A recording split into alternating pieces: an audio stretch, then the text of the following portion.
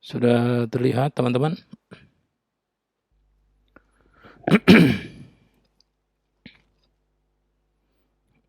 Sudah ya? Sudah, Pak. Oke. Jadi tatap muka 3 mata kuliah filsafat ilmu Kamis tanggal 9 September 2021 jam 13 itu pokok bahasannya kriteria kebenaran ya.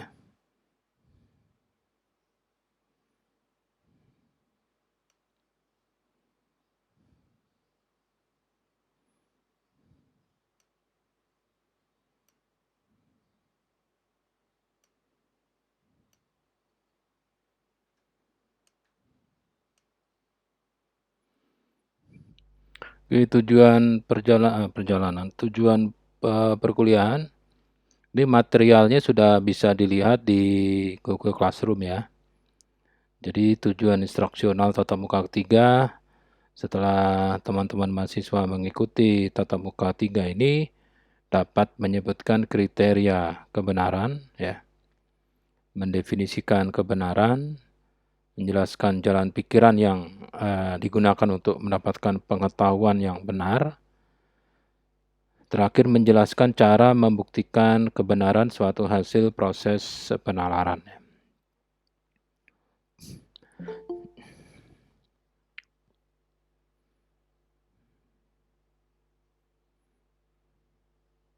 Jadi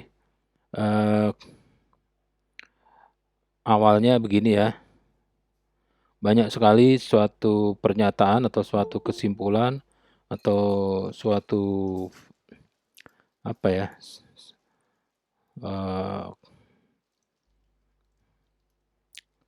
suatu fenomena yang ini memerlukan prosesor ya untuk berpikir apakah itu benar ya, benarnya siapa gitu. Kebenaran kan milik semua orang ya, setiap orang bilang benar ya. Mana yang benar? Nah ini yang perlu kita ketahui. Seperti halnya ini ada informasi bahwa nanti tahun ini, ya, tahun ini juga nggak jelas tahun berapa ya tahun ini. Mahasiswa kalau mau lulus itu tidak perlu membuat laporan penelitian skripsi. Nah terus apa? Ya hanya membuat artikel saja. Artikel di mana? Majalah Hai, di koran Kompas, oh enggak, di artikel yang dimuat di jurnal. Jurnal terindeks mana? Surga atau neraka? Oh ternyata terindeks Sinta. Sinta Nola, Sinta berapa? Sinta 2. Oh Sinta 2. Itu bisa lulus ya gitu. Itu apakah benar ya? Ragu-ragu juga. Ternyata pernyataan itu tidak sepenuhnya salah dan tidak sepenuhnya benar ya. Jadi mahasiswa nanti dimudahkan kalau mau lulus itu setelah SKS-nya mencukupi. Kalau skripsi kan 4 SKS ya. Sedangkan mahasiswa S1 disebut lulus kalau sudah menempuh minimal 144 SKS ya gitu. Jadi ya sudah, bikin aja skripsi buat penelitian, nanti hasil penelitian yang dilakukan dia itu dibuat artikelnya, nanti dalam membuat artikel itu dibimbing oleh dosen pembimbing, nanti sampai masuk terbit di suatu jurnal. Atau diterima saja ya bahwa artikel nama judul ini, penulisnya ini, penulis 1, penulis 2, 3 ini secara resmi diterima di jurnal X akan diterbitkan pada tahun 2070 gitu. Itu sudah bisa cukup untuk bisa lulus. Padahal 2070 belum tentu liwat ya. Kapan ya nggak jelas, belum tentu liwat. Terus apakah benar itu orang yang sudah vaksin itu aman? Aman dari apa gitu? Nyaman dari COVID, aman bagaimana? Ada yang bilang bahwa cahaya bintang di waktu malam itu palsu, ya. Ada yang bilang obat ini kalau diminum semua penyakit hilang atau bagaimana. Itu ada keraguan-raguan, ya. Apakah yang saya tulis ini benar dan sebagainya. Apakah ini benar siang, ya. Apakah ini jam malam, ini hari apa benar gitu ya. Kenapa seperti itu? Karena manusia ini mempunyai otak ya. Otak manusia ini berbeda satu dengan yang lain. Ya, otak manusia itu walaupun manusianya sama manusia gitu, tapi otaknya berbeda-beda. Karena otaknya berbeda, sehingga hasil olah otaknya juga berbeda gitu. Jadi hasil penalaran ya, setiap manusia ini berbeda. Hasil penalaran manusia itu apa? Ya kesimpulan, suatu statement, suatu pernyataan. Kok bisa dikeluarkan ya? Karena menurut manusianya itu benar gitu.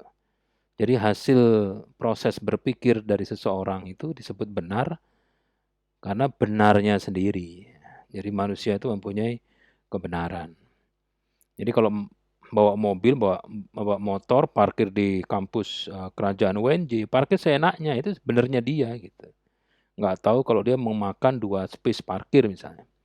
Jadi perlu adanya suatu persyaratan ya, persyaratan dalam menarik kesimpulan atau proses berpikir. Jadi kalau mikir ya harus mempunyai syarat langkah-langkahnya gitu. Ya seperti hanya bikin teh itu kan untuk membuat teh yang benar dan kebenaran membuat teh itu di seluruh manusia di bumi ini bilang membuat teh yang benar tuh begini loh. Nah itu harus ada ya, ada syaratnya gitu. Supaya benar. Apanya? Ya hasilnya, hasil memikirnya benar gitu. Jadi ada proses pembuktian ya. Kalau sudah caranya benar, terus harus dibuktikan apakah hasilnya benar. Nanti ada prosesnya. Nah, akhirnya manusia itu karena banyaknya sesuatu yang perlu diuji kebenarannya, walaupun seseorang mengikuti langkah yang benar, tapi hasilnya juga tetap diuji gitu. Anda kalau bikin teh, walaupun caranya benar diturunkan dari generasi ke generasi, sebelum diminum itu diicipi dulu gitu. Tehnya diambil pakai sendok. Nah, terus kayak oh ditesnya sama, ragu-ragu karena manusia punya ragu-ragu, punya apa? Rasa ingin tahu dan nalar. Sehingga perlu adanya suatu teori kebenaran. Nah, gitu. Jadi teori kebenaran itu apa? Ya teori kebenaran itu ya kita bicara dulu teori ya. Teori adalah statement yang dapat terbukti, yang dapat membuktikan untuk apa? Untuk menjelaskan suatu fenomena. Itu teori. Yang kedua, kalau satu teori dapat menjelaskan mengapa fenomena dapat terjadi, berarti fungsi teori yang kedua, ya statement itu teori bisa mengendalikan suatu fenomena. Kalau bisa mengendalikan suatu fenomena, nanti bisa meramalkan suatu fenomena. Itu namanya teori. Jadi teori itu mempunyai 3 kata kunci. Dapat menjelaskan, dapat mengendalikan, dan dapat meramalkan suatu fenomena.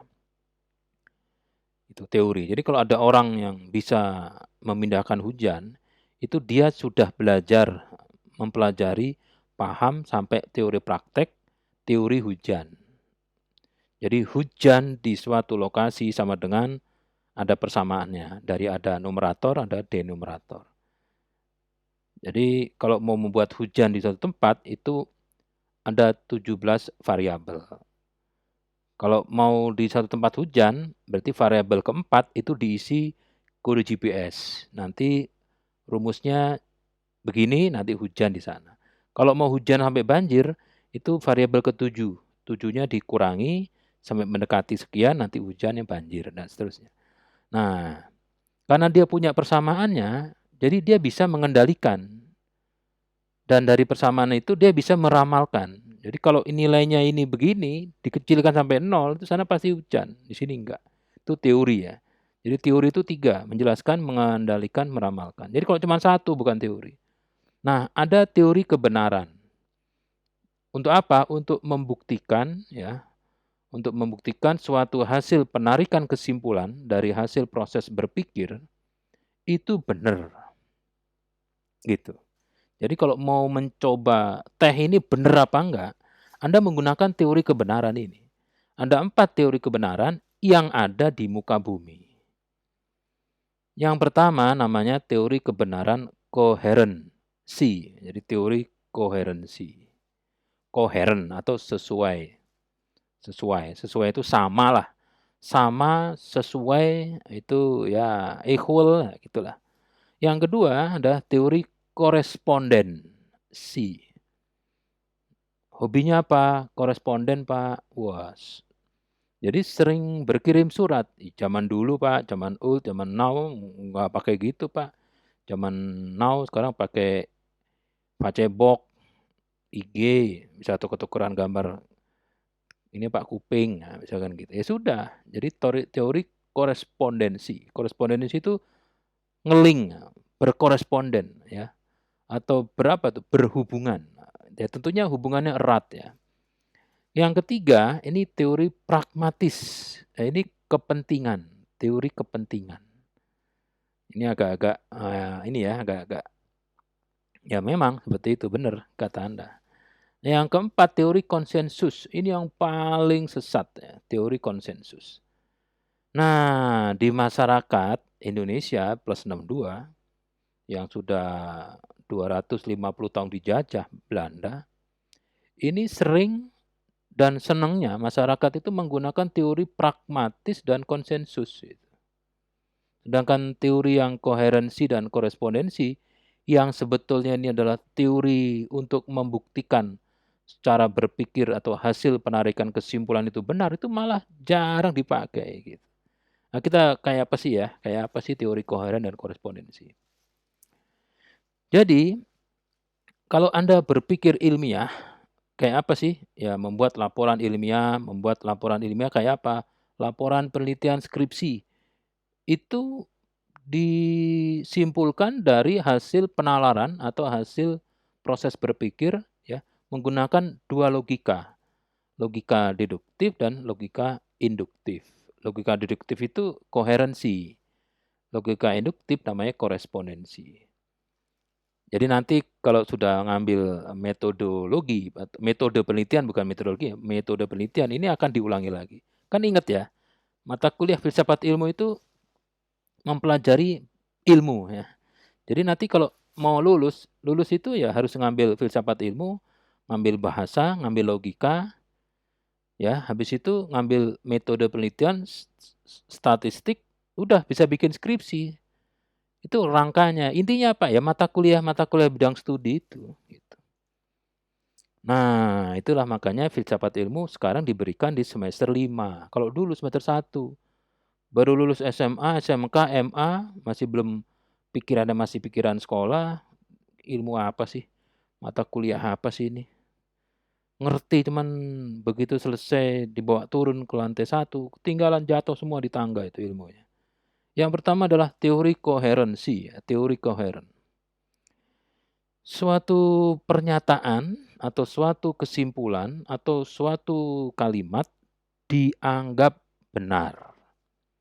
Oleh siapa? Oleh orang atau banyak orang jika pernyataan tersebut bersifat konsisten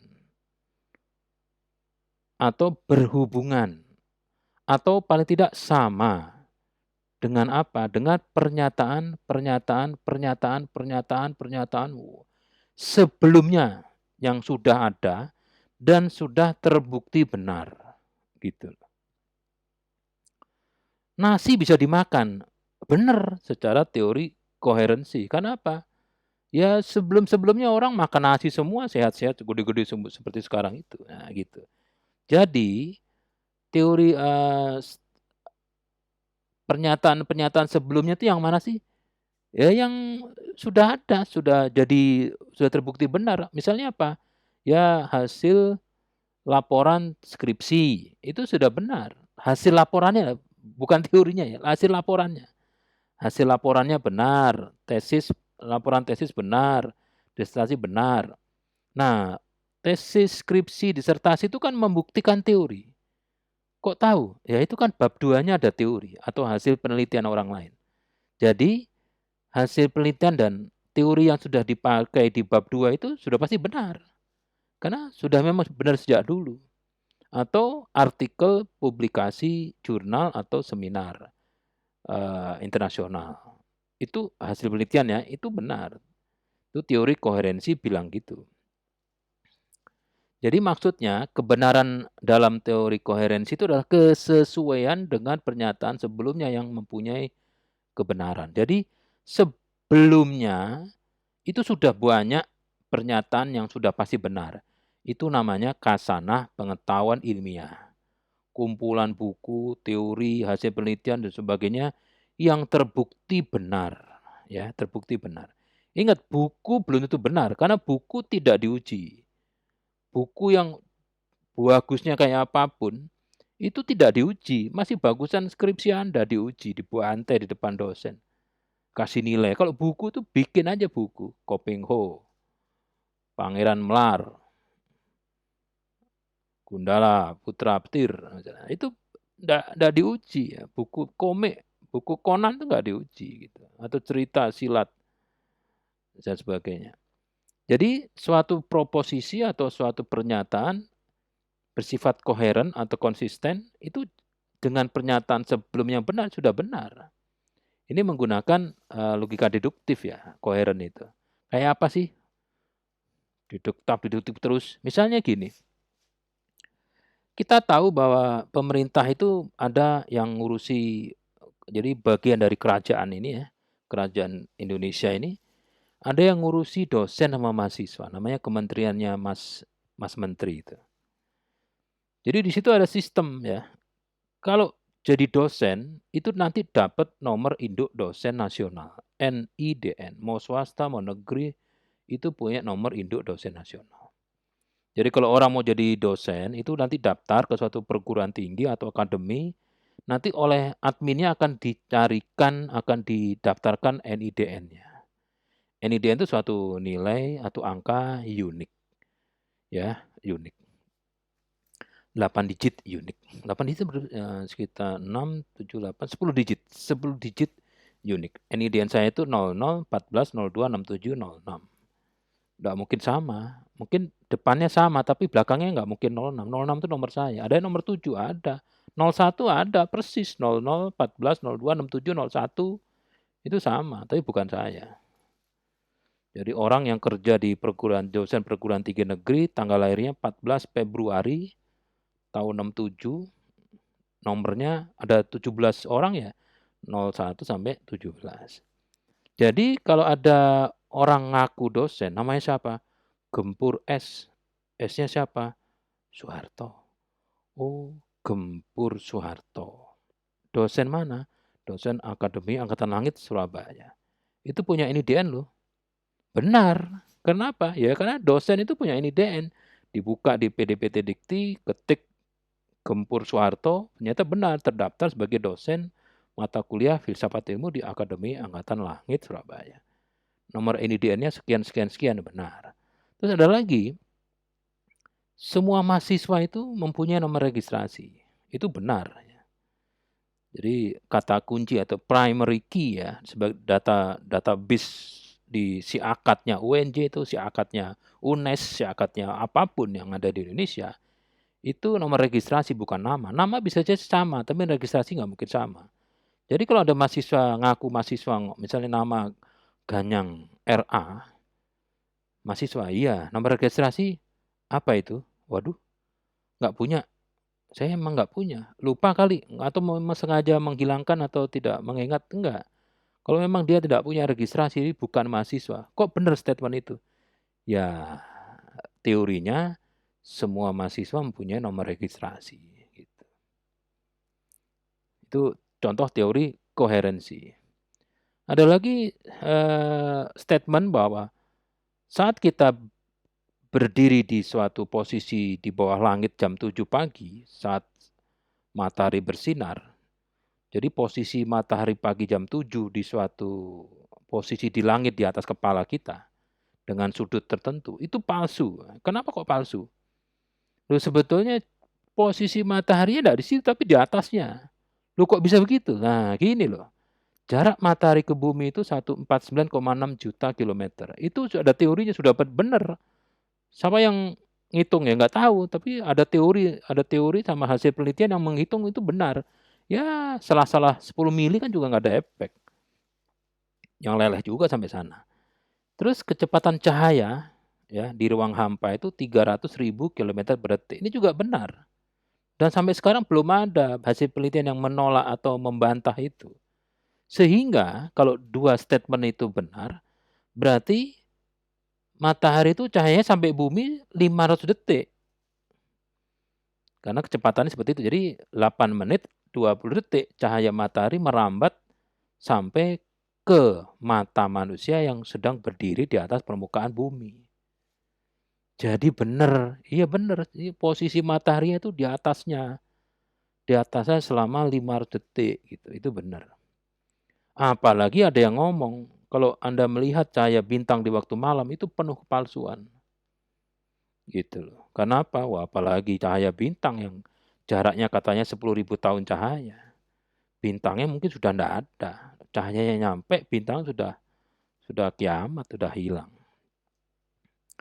Begitu, sekarang ada lagi misalnya ya, ini di kepolisian ya, teman-teman di petugas kepolisian itu, dalam memecahkan kasus pembunuhan, mereka menggunakan teori yang ini sudah teori babon ya, babonnya teorinya, kasus pembunuhan di kepolisian. Jadi kalau ada pembunuhan itu 3 komponen, ada korban, tersangka, motif. Itu harus ketemu 3 itu. Kalau enggak, salah satu enggak ada, itu bukan pembunuhan. Jadi kalau ada korban, ya korban lagi tertelungkup jadi mukanya ada ke bawah, itu kalau mati itu sulit sekali diketahui.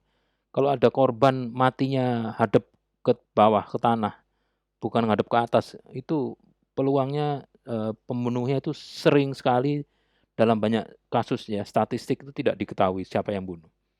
Jadi kalau ada korban pembunuhan, itu ada korban. Udah, nanti, petugas akan mencari tahu, korban ini terakhir jalan atau berinteraksi dengan siapa. Kalau enggak ada CCTV yang melihat dia lagi itu enggak ada, ya medsos, ya dia punya nomor telepon enggak? Ada.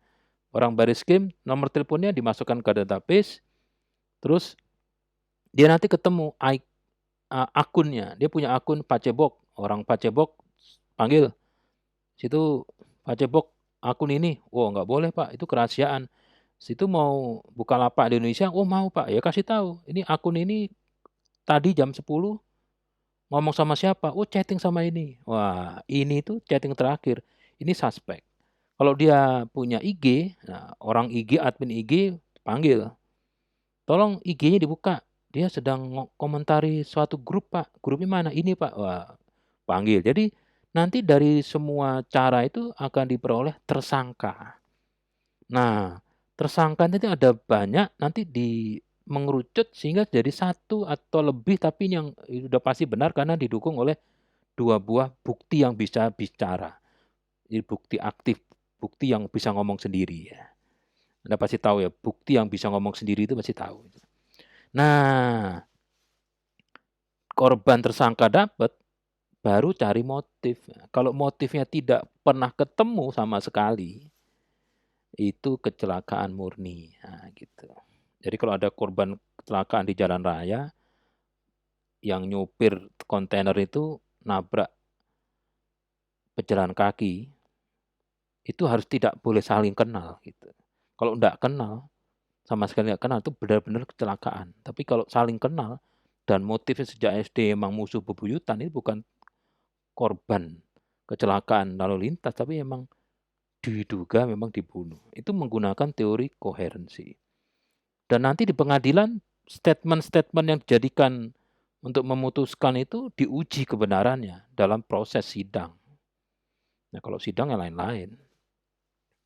Jadi, kalau ada power supply yang inputnya 220 volt AC 50 Hz, keluarannya 5 volt DC 10 ampere, tahu-tahu tegangan keluarannya itu tidak ada. Terus dianalisis ya. Dilihat inputnya ada 220 volt AC, terus masuk ke mana? Rangkaian penurun tegangan. Iya, trafonya keluar enggak? Keluar ini.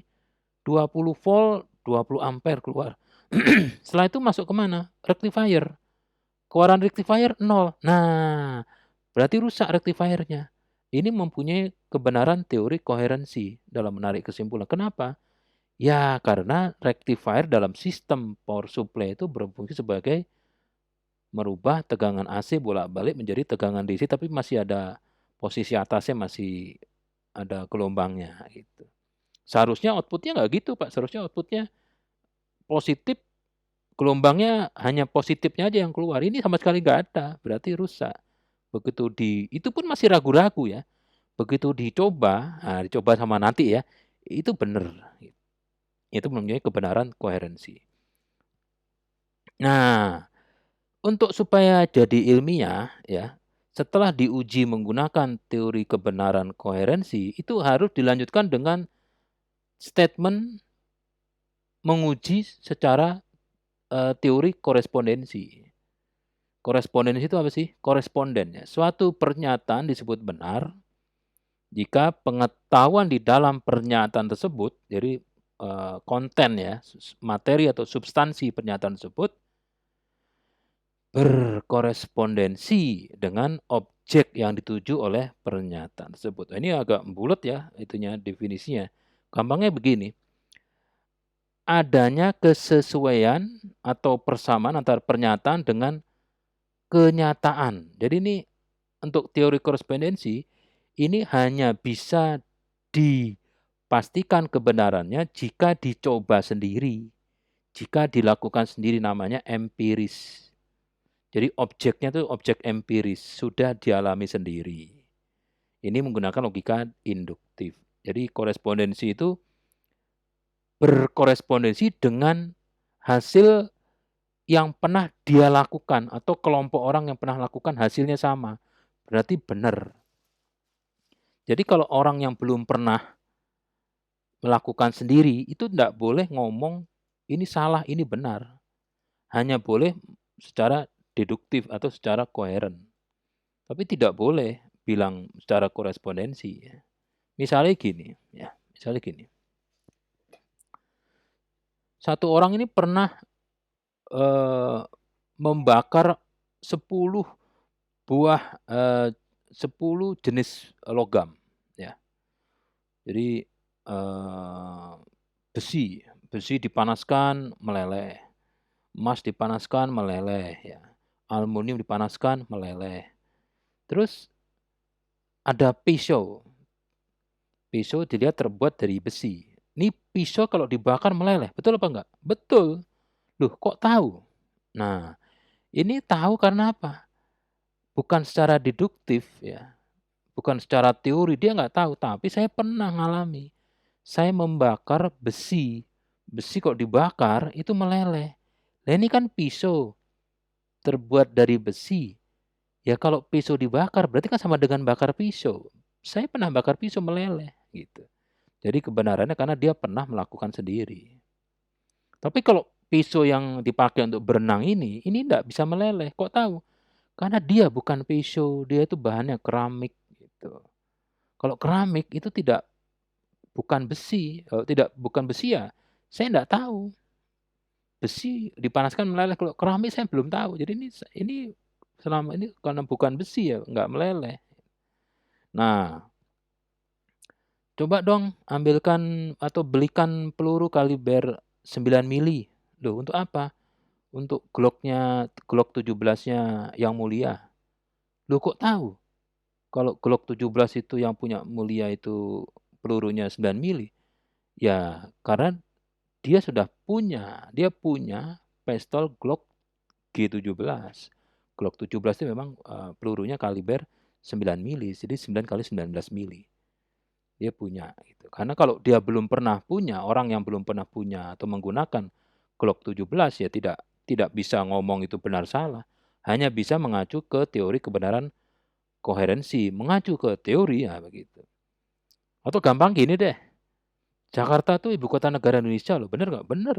Kenapa? Karena yang ngomong benar itu dia tahu bahwa negara Indonesia tuh ibu kotanya Jakarta. Bagi orang yang nggak pernah ke Jakarta atau baru pulang dari planet Pluto, ya nggak tahu. Nah kalau ada orang ngomong lagu Genjer-Genjer itu yang viral di tahun 65 sampai 66 itu penyanyi aslinya Lilis Suryani. Nah Kalau Anda tidak tahu, ya Anda jangan bilang benar. Tapi bagi yang sudah pernah tahu karena dulunya rumah tetangganya itu pernah puter kasetnya atau piringan hitamnya dan dia pernah lihat, oh yang nyanyi Lilis Suryani, Genjer-genjer. Dia bilang, bener itu. Nah gitu ya. Nissan X-Trail dengan nomor polisi B154 SMK ini terdaftar di Samsat Jakarta Selatan. Benar nggak? Benar. Lama benar. Ya, saya kan kerja di Samsat. Mana? Jakarta Selatan. Bagian apa? Bagian ngurus mutasi mobil. Nah, dia tahu karena ini kan dari Jakarta Timur kemarin, terus pindah ke Jakarta Selatan. Si Won Lee Min Ho ya, itu artis Korea Selatan. Kok bener? Saya pernah nonton waktu di Singapura, kata orang. Kalau Nmes Kamelang, oh itu penyanyi Hanya Rindu atau Ini Rindu atau Cinta Luar Biasa atau apa. Nah, karena dia punya CD-nya gitu. Atau Alam 741 itu ICOPM ya? Iya bener, tahu dari mana? Saya pernah make. Nah gitu. Kalau nggak pernah make, kebenarannya hanya deduktif, hanya mencari teori. Kata wiki ya bener, kata datasheet bener. Tapi yang saya nggak tahu, saya belum pernah make. Jadi kebenarannya bisa secara koherensi, mengacu ke datasheet, atau kalau nggak punya datasheet, Anda bisa bilang, saya nggak tahu. Kalau sudah pernah make, bilang ini bener, karena saya pernah make. Nah, yang ketiga namanya teori pragmatis. Nah ini ya. Suatu pernyataan disebut benar jika pernyataan tersebut dapat memberikan manfaat atau akan memberikan manfaat. Bagi siapa? Bagi orang atau sekelompok orang tertentu.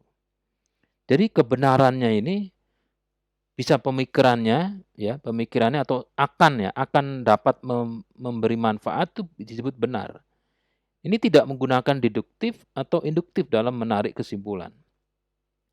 Jadi kebenaran suatu kesimpulan atau pernyataan atau kalimat dari seseorang itu hanya diukur dari kriteria yang dapat apakah, statement tersebut mempunyai manfaat buat dia. Kalau manfaatnya banyak ya benar, kalau enggak punya manfaat apa-apa ya salah gitu ya. Misalnya kayak apa? Kayak gini, di Jalan Jenderal Ahmad Yani itu bypass Halim itu ada tulisan Jalan Jenderal Ahmad Yani berlaku aturan nopol ganjil genap ya. Di bawahnya polisi nangkring di atas CBR. Sambil cengar-cengir lihat. Nah, ini kalau dilihat oleh pemilik mobil yang nomornya ganjil, ya, hari ini ganjil, itu dia bilang, ini benar peraturan ini benar, saya setuju dengan peraturan ini. Loh kenapa kok setuju? Ya karena nomor mobil gua ganjil, gua bisa liwat. Kalau mau nomor mobil gua genap, gua mesti muter dulu. Muter Bogor, Bogor Cikampek, Cikampek ke Babelan, Rotan, Priuk, baru ke Rawamangun. Tapi bagi nomor mobil yang genap itu bilang, wah ini peraturan salah ini. Kenapa? Karena ya dia nggak bisa liwat. Atau ada tulisan ya di ujung tembok itu di kerajaan itu ada tulisan dilarang kencing di mari kecuali anjing. Wah itu kalau yang kucing marah-marah dalam hati sialan nggak bisa kencing, nggak bisa nungging di sini. Tapi bagi anjing, ya bagi anjing yang bawa handphone itu, wah ini boleh nih, gitu, kata dia. Gitu. Jadi kebenarannya ya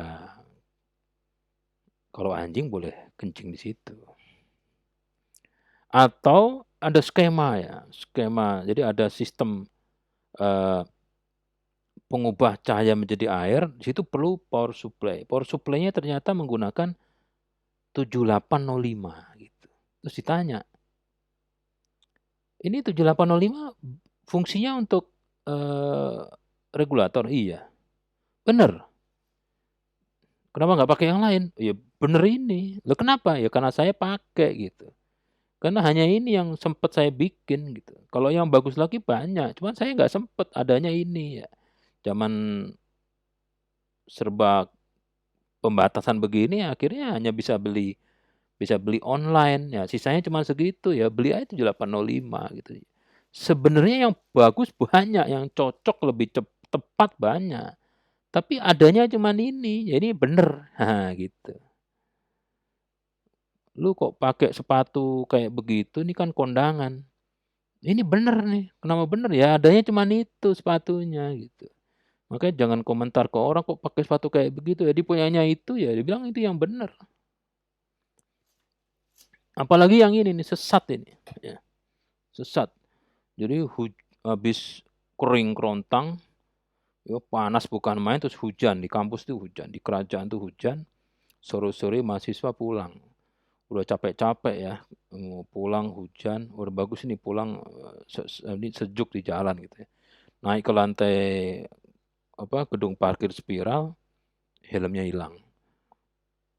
Waduh, sialan handphone hilang. Helm hilang. Di sebelahnya tuh ada helm nangkring di atas spion. Wah, ini bagus nih helm nih, nggak ada yang punya. Saya pakai ya. Terus dia jawab sendiri, silahkan gitu. Nah, itu teori pragmatis, kebenarannya adalah pragmatis bagi dia. Gitu. Ya, bagi yang punya helm ya, yang dicolong dia ya marah gitu. Jadi teori pragmatis ya, itu dipakai kalau ada status statement yang buat dia itu menguntungkan. Nah, ini yang keempat nih, konsensus. Ini sesat. Suatu pernyataan, kesimpulan, atau kalimat yang dihasilkan oleh manusia atau kalau manusia dinyatakan benar jika dihasilkan dari suatu konsensus, kesepakatan bersama gitu, dengan syarat-syarat tertentu. Ini tidak menggunakan logika deduktif, induktif ya. Itu konsensus. Jadi ini sering ya di perapatan lalu lintas merah lama, yang paling depan itu motor gitu. Belakangnya ngetes. Tin. Nah, karena yang depan lagi lihat handphone, di bel langsung jalan. Begitu dia jalan, semua ikut jalan. Nah, itu kebenaran kesepakatan. Jadi kita anggap ini lampu hijau ya. Nah, itu kesepakatan. Jadi salah ya. Tapi karena kesepakatan sama-sama ya, jalan semua. Dari sana kontainer sibuk ngerem. Loh, sana merah kok jalan. Sambil diem, sambil dia berdiri ngerem. Tapi ya kontainer kecepatan 65 direm yang berhentinya nanti. Ya itu setelah semua yang jalan itu ya setelah disapu dengan sangat bersih gitu di jalan baru berhenti. Jadi ini dekat dengan sesat ya. Karena contohnya kayak gini ya. Jadi setiap tahun itu 2 kali ya kerajaan itu membuat suatu acara wisuda. Di acara wisuda itu setiap fakultas itu menyampaikan, melaporkan kepada Yang Mulia Raja bahwa lulusan terbaik di fakultas kami itu nama ini, IP-nya ini gitu. Nah, nanti kepala eee, apa, kabak kemahasiswaan di kerajaan bilang bahwa di wisuda semester ini, terdapat mahasiswa terbaik lulusan S1 7 semester dengan IPK sekian. Nah, itu sejak zaman republik ya, kuda gigit besi sampai kuda gigit MacBook, itu ndak pernah gitu dari karesidenan FT ini keluar sebagai juaranya. Terus di tahun 2020 ini contohnya misal, dekanat ngumpulin korprok, korprok sini, sini semua, demang-demang sini kumpul ya. Coba cari mahasiswamu yang cakep, yang ganteng, mana? Usulkan ke saya. Nah, begitu diusulkan secara kekiran ribut-ribut disepakati bahwa di wisuda semester genap tahun 2023 yang akan datang itu, yang dinaikkan menjadi maskot dari kerajaan atau kademangan, ya, kademangan Fakultas Teknik ini adalah mahasiswa prodi LK, namanya Sun Sing Sue. Jadi ngesunnya suwe gitu, lama benar ngesunnya itu. Dengan IPK 4,00. Sehingga sepakat semua, oke, tok sepakat. Jadi semua dosen yang ngajar dia itu harus kasih A nilainya. Kalau nggak mau Pak, kata korproknya, nanti kita kasih mainan di sana, jadi punya ngurus kebun di sana, kasih piaraan hewan di sana. Wah senangnya bukan main. Jadi nanti pada tahun semester genap 2023 itu acara wisuda itu diakhiri dengan omongan dari Kabag Kemasnya bahwa tahun ini kerajaan kita mendapati alumni yang lulus dengan sangat memuaskan dengan IPK 4,00. Namanya Sun Sing Sue dari Fakultas Teknik. Wah, tepuk tangan. Siapa dekannya siapa nih? Wah, hebat dekannya. Ini kalau jadi wali jadi duta besar Klingon, wah bagus itu. Itu kesepakatan itu namanya. Ya, kesepakatan. Jadi anggota yang terhormat itu biasanya seperti itu. Kalau sudah kesepakatan itu menghilangkan semua semua teori-teori yang baik itu. Contoh, padi di Indonesia itu kan ada lumbung-lumbung padi ya. Dari mulai Sabang sampai Merauke itu banyak tanah-tanah untuk ditanam padi, namanya lumbung padi.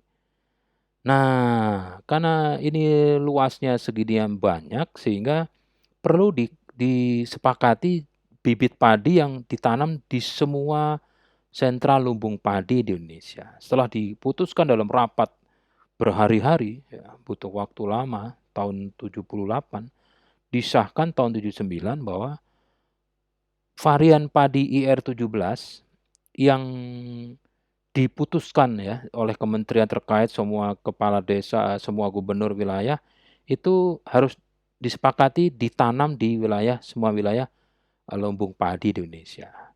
Mulai musim tanam 1979 itu harus ditanam.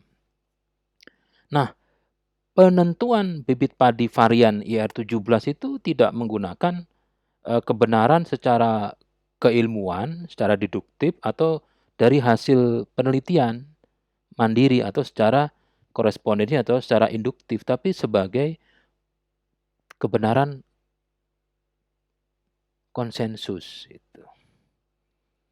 Kesepakatan itu. Walaupun tidak terbaik tapi kesepakatan. Nah, ternyata di kemudian hari itu baru ketahuan kesepakatan itu sebetulnya bukan kesepakatan, itu teori pragmatis gitu. Karena kalau semua petani padi itu menanam varian IR17 masuk jebakan Batman karena IR17 itu memerlukan pupuk NPK yang sangat besar.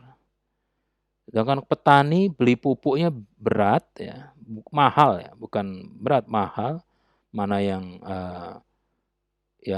disubsidi itu sangat sedikit, jadi harus harga pasar. Jadi pupuknya aja mahal, harga padinya kecil, jadi dia amsyong. Jadi dia rugi gitu. Jadi itu pragmatis bagi owner pabrik-pabrik NPK. Jadi sebelum tahun 79 itu ada orang yang gegeran bikin pabrik NPK gitu. Orang nggak tahu ini kenapa sih tiap tiap provinsi kok bikin pabrik NPK. Natrium, fosfor, kalium pada bikin buat apa? Buat apa? Nggak taunya buat sekarang.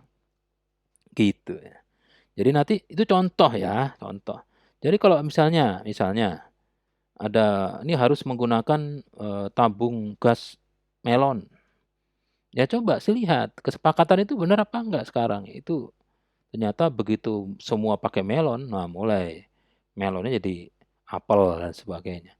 Jadi ini konsensus ya, konsensus. Seperti lomba diadakan oleh BEM, FTWNJ atau BEM Elektronika. Untuk siswa-siswa SMK itu ada lomba mendesain rangkaian pengukur frekuensi rendah. Itu harus menggunakan DigiSpark board, bukan menggunakan ESP atau Raspberry Pi ya, bukan ya. Lah kenapa? Ya disepakati aja gitu, disepakati. Bahwa itu yang tidak paling benar, tapi sepakati aja karena murah. Katanya dibilang murah, gampang dicari, toko online banyak yang jual. Kan ini nggak perlu cepat-cepat ya gitu. Tapi ternyata itu pragmatis. Kenapa? Semua peserta harus beli Digisparknya ke panitia. Nah, itu pragmatis. Itu ya. Jadi Manfaat teori kebenaran itu apa dari 4 itu? Mana yang dipakai? Kalau Anda mau membuktikan kebenaran suatu hasil penelitian ilmiah atau menguji kebenaran suatu pernyataan ilmiah harus menggunakan 2 teori yang pertama, koherensi sama korespondensi gitu. Supaya mendapatkan jawaban yang benar.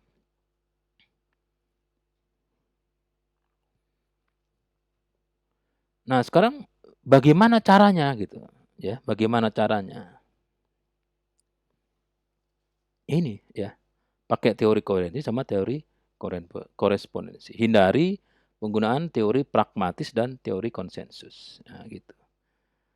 Nah, sekarang begini, ada di sisi deduktif ya, di sisi deduktif jadi deduktif itu apa sih? Kalau Anda menggunakan suatu pernyataan, jadi misalnya saya mau membuat desain, saya mendesain suatu rangkaian. Rangkaian yang Anda desain itu diturunkan atau disimpulkan dari sekian puluh teori-teori dan sekian puluh hasil-hasil penelitian yang telah terbukti kebenarannya, gitu ya. Itu masih bentuk desain. Itu kebenarannya kebenaran deduktif atau kebenarannya memenuhi teori koherensi. Nah, supaya terbukti benar oleh yang mau membuktikan, ini harus dibuktikan sendiri oleh orangnya itu. Gitu. Hasil penelitian itu kan sudah pasti benar. Tapi begitu hasil penelitian orang lain yang mau Anda pakai, Anda juga harus ragu-ragu apakah hasil penelitian ini masih benar. Ya, seperti halnya Anda itu loh, kalau dari rumah atau tempat kos mau ke UNJ, kampus UNJ, itu kan menggunakan lintasan yang sudah ada sebelumnya dan sudah diuji kebenarannya oleh Anda sendiri. Kamu kalau ke kampus lewat mana, Pak? Lewat ini, Pak. Lewat ini, lewat ini. Kok bisa lewat itu? Kenapa? Ya ini sudah sering saya pakai. Tapi setiap hari lewat situ. Iya. Kenapa? Ya saya mau membuktikan, Pak, apakah masih benar gitu. Kenapa dibuktikan masih benar apa enggak? Kenapa teori korespondensi untuk menguji kebenaran hasil penelitian orang yang sudah benar itu kok diuji lagi? Karena teori itu suatu saat salah gitu loh. Misalnya orang tinggal di daerah Haji 10, Haji 9, Haji 11, atau Hajah 10, Hajah 11. Dia mau ke UNJ itu pakai hasil penelitiannya dia sendiri. Dicoba hari ini bener nggak jalan ini nyampe juga ke UNJ seperti halnya 365 hari sebelum ini. Ternyata lewat situ nggak bisa. Kalau dipaksa salah, ada dangdutan. Jalan ditutup untuk umum selama 40 hari. Waduh, 40 hari ada apa? Ternyata dipakai oleh Miramax Studio untuk syuting. Syuting acara John Wick 4. Wah, itu kalau motivasi Anda tinggi, Anda nalar. Gimana caranya supaya bisa liwat? Itu kan nalar. Anda mencari jalan keluar. Oh, lewat jalan ini, lewat jalan ini. Tapi kalau motivasinya rendah, ya nonton di situ. Mungkin syukur-syukur jadi pemain figuran. Jadi suatu jalan yang setiap hari Anda lalui pun itu juga harus diuji. Jangan-jangan salah gitu. Jadi kalau Anda bikin teh, udah berulang-ulang tuh, dia kan setiap bos datang, kalau si Nuhun datang atau Yang Mulia datang selalu bikin teh itu. Coba lu lihat. Begitu bikin teh sebelum dikasih ke Yang Mulia, dia ngambil sendok dicicipi. Loh, kenapa dicicipi gitu? Loh kan dia sudah bikin tiap hari. Dia mau menguji apa masih benar tehnya. Suatu saat begitu dicicipi, mati dia. Ternyata arsen. Loh, kok arsen? Loh, bikin teh bertahun-tahun kok mati. Ternyata dicek. Oh, ternyata tehnya sekarang ini tehnya baru ya, baru beli ya. Baru beli. Ini teh siapa? Ini sebenarnya teh buat istrinya yang sono tuh. Wah, ternyata itu mungkin untuk bunuh sana tapi dia ambil akhirnya mati gitu. Jadi skripsi S1 itu membuktikan teori. Gitu. Kenapa orang mau donor darah tuh darahnya dites? Golongan darahnya A, Pak. Mana kartunya? Ini. A, bener A, kartunya A. Tapi sama dia gak percaya gitu. A, Pak ya? Iya, Pak. Ini ngapain, Pak? Dites, Pak. Lo kan sudah A. Enggak, Pak. Ini SOP. Itu SOP. SOP. Standard Operating Procedure. Tetesin. Tek. Oh, bener A, Pak. Loh. Berarti Anda nggak percaya dengan hasil Anda sendiri? Ya ragu-ragu, Pak. Barangkali Bapak minum sesuatu sehingga darahnya sekarang bukan A. Aon. Dari aon. Oh, gitu. Jadi selalu ragu-ragu. Selalu ragu-ragu. Jadi kalau orang pagi-pagi bangun tidur lihat matahari, kenapa? Mau membuktikan bahwa matahari benar terbit dari sono. Kalau dari sini itu kiamat. Jadi hindari menggunakan teori pragmatis, tapi hati-hati juga gitu. Karena teori pragmatis ini di Indonesia dipakai. Karena gini, ada dua kubu gitu ya, dua kubu dokter. Pakai vaksin A, itu saya jamin selamat. Yang dokter B, pakai vaksin B, itu A itu sesat. Pakai vaksin B itu selamat. Nah, semuanya deduktif ya, semua deduktif dan didukung oleh hasil penelitian. Jadi ilmiah, hasil penelitian kelompok A ilmiah, hasil kelompok B ilmiah. Mana yang Anda ikuti coba? Semuanya ilmiah. Kalau kayak begitu, ya, pakai teori pragmatis. Dari dua ilmu ini mana yang sangat bermanfaat bagi kehidupan umat manusia? Sama, Pak, nggak bisa. Pasti ada satu yang manfaatnya lebih tinggi. Yang B, Pak, ya ini yang benar. Itu aja. Tapi kalau konsensus, ya kita memilih setelah kita kumpul-kumpul, diskusi panjang kali lebar, luas, kita putuskan kita menggunakan vaksin yang diproduksi oleh Cicak Rowo misalnya. Loh itu sudah konsensus itu sudah menghilangkan pragmatis, sudah menghilangkan koherensi, itu hilang semua. Ujung-ujungnya kata orang yang lebih tinggi, udahlah pokoknya divaksin. Nah itu pragmatis pokoknya. Udah nggak usah gegeran, mau saya milih Pfizer, saya pakai Moderna, saya pakai Panasonic, saya pakai Gobel, saya pakai Texmaco, terserah. Yang penting divaksin. Nah itu pragmatis sebetulnya. Tapi ingat, pakai teori apa? Logika, ya logika deduktif. Semua manusia pasti mati. Jadi mau vaksin apapun percuma, pasti mati. Itu yang sudah omong sudah tinggi. Sudah tinggi sekali sampai akhirnya omongannya dia tidak ada yang ngerti. Nah, di penelitian itu menggabungkan proses penalaran sehingga menyimpulkan logika deduktif dan logika induktif ya. Deduktif itu ya koheren tadi ya, menggunakan apa? Teori-teori yang relevan dengan variabel dan hasil-hasil penelitian yang relevan. Jadi kalau nanti Anda bikin skripsi ya, itu kan ada bab 2. Bab 2 itu sebetulnya koherensi.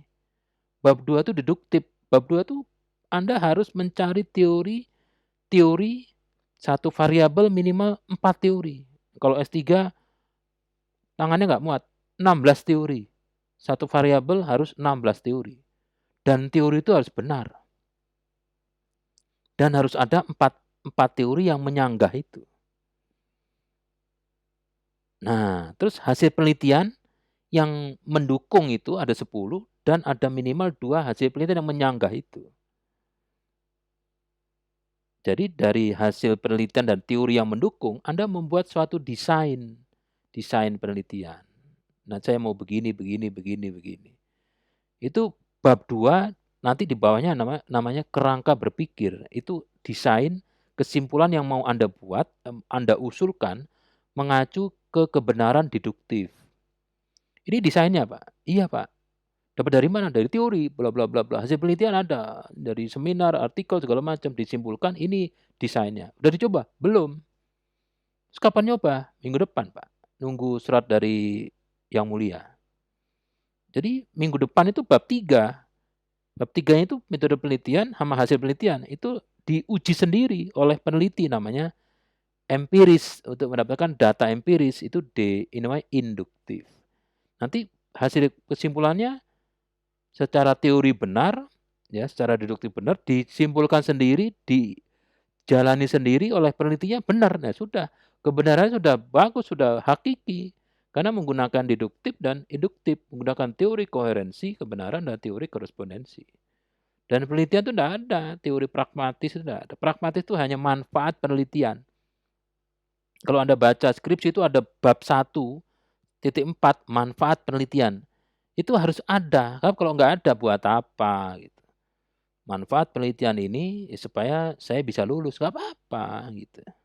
Daripada kosong. Contoh misalnya. Anda ada pertanyaan ya, ada pertanyaan begini. Apakah IC regulator 7805 dapat berfungsi sebagai konverter tegangan DC jika dikasih input dari 9 sampai 18 volt DC, nanti outputnya 5 volt 500 mili. Itu pertanyaan. Nah, jawabannya, ya, jawaban yang Anda lakukan supaya jawaban Anda itu mempunyai kebenaran ilmiah, jadi Anda harus secara deduktif mencari teori atau hasil penelitian yang sudah benar tapi mengacu ke regulator tersebut. Anda pakai teori hukum Ohm. Itu sudah benar itu. V sama dengan I kali R. Terus lembar data dari LM7805. Itu benar. Terus application note ya 7805 itu benar. Cari hasil penelitian skripsi, TA, atau jurnal yang pakai 7805 untuk menurunkan tegangan menjadi 5 volt. Itu benar semua. Nah, habis itu Anda membuat suatu simpulan sementara berdasarkan kalimat yang merah tadi, bahwa IC regulator 7805 ini kalau dikasih tegangan 9 volt akan menghasilkan 5 volt. Nah, itu kebenarannya benar secara koherensi. Didukung oleh hasil penelitian dan teori yang sudah pasti benar sebelumnya. Tapi bagi orang lain dan bagi Anda sendiri itu kan masih belum pernah dicoba, belum pernah dicoba sendiri. Nah, Anda coba sendiri gitu. Anda rangkai ternyata benar. Hasilnya benar. Nah, sudah kesimpulannya 7805 jika dikasih tegangan 12 atau 9 sampai 12 menghasilkan tegangan 5 volt. Ini adalah benar karena kebenarannya sudah didukung oleh deduktif, sudah mengacu ke kesimpulan ini mengacu atau sama dengan teori-teori yang sudah benar dulu dan setelah diuji coba sendiri hasilnya sama gitu. Contoh yang lain. Bagaimana cara pergi ke Gunung Kawi? Nah, Anda harus jawab.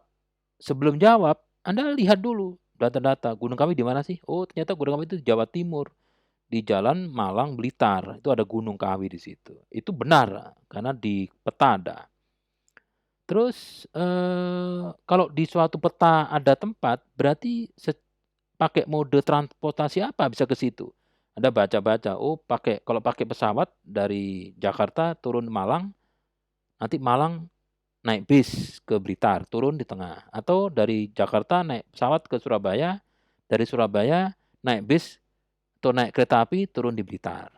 Atau naik pesawat dari Jakarta turun di Madiun atau dilimpar di atas Madiun, jatuh di Madiun, nanti naik bis ke Blitar. Anda tinggal pilih. Kalau naik bis berarti tiketnya sini.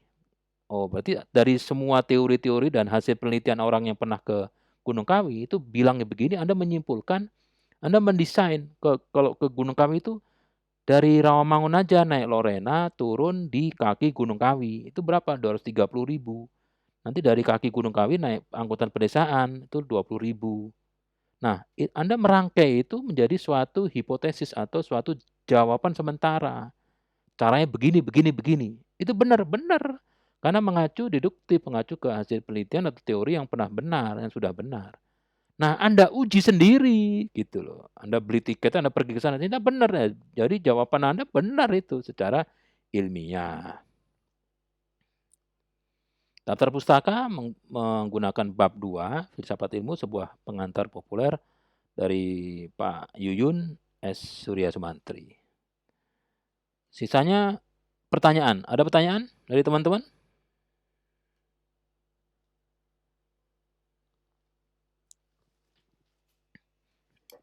Silakan, pertanyaan saya tunggu.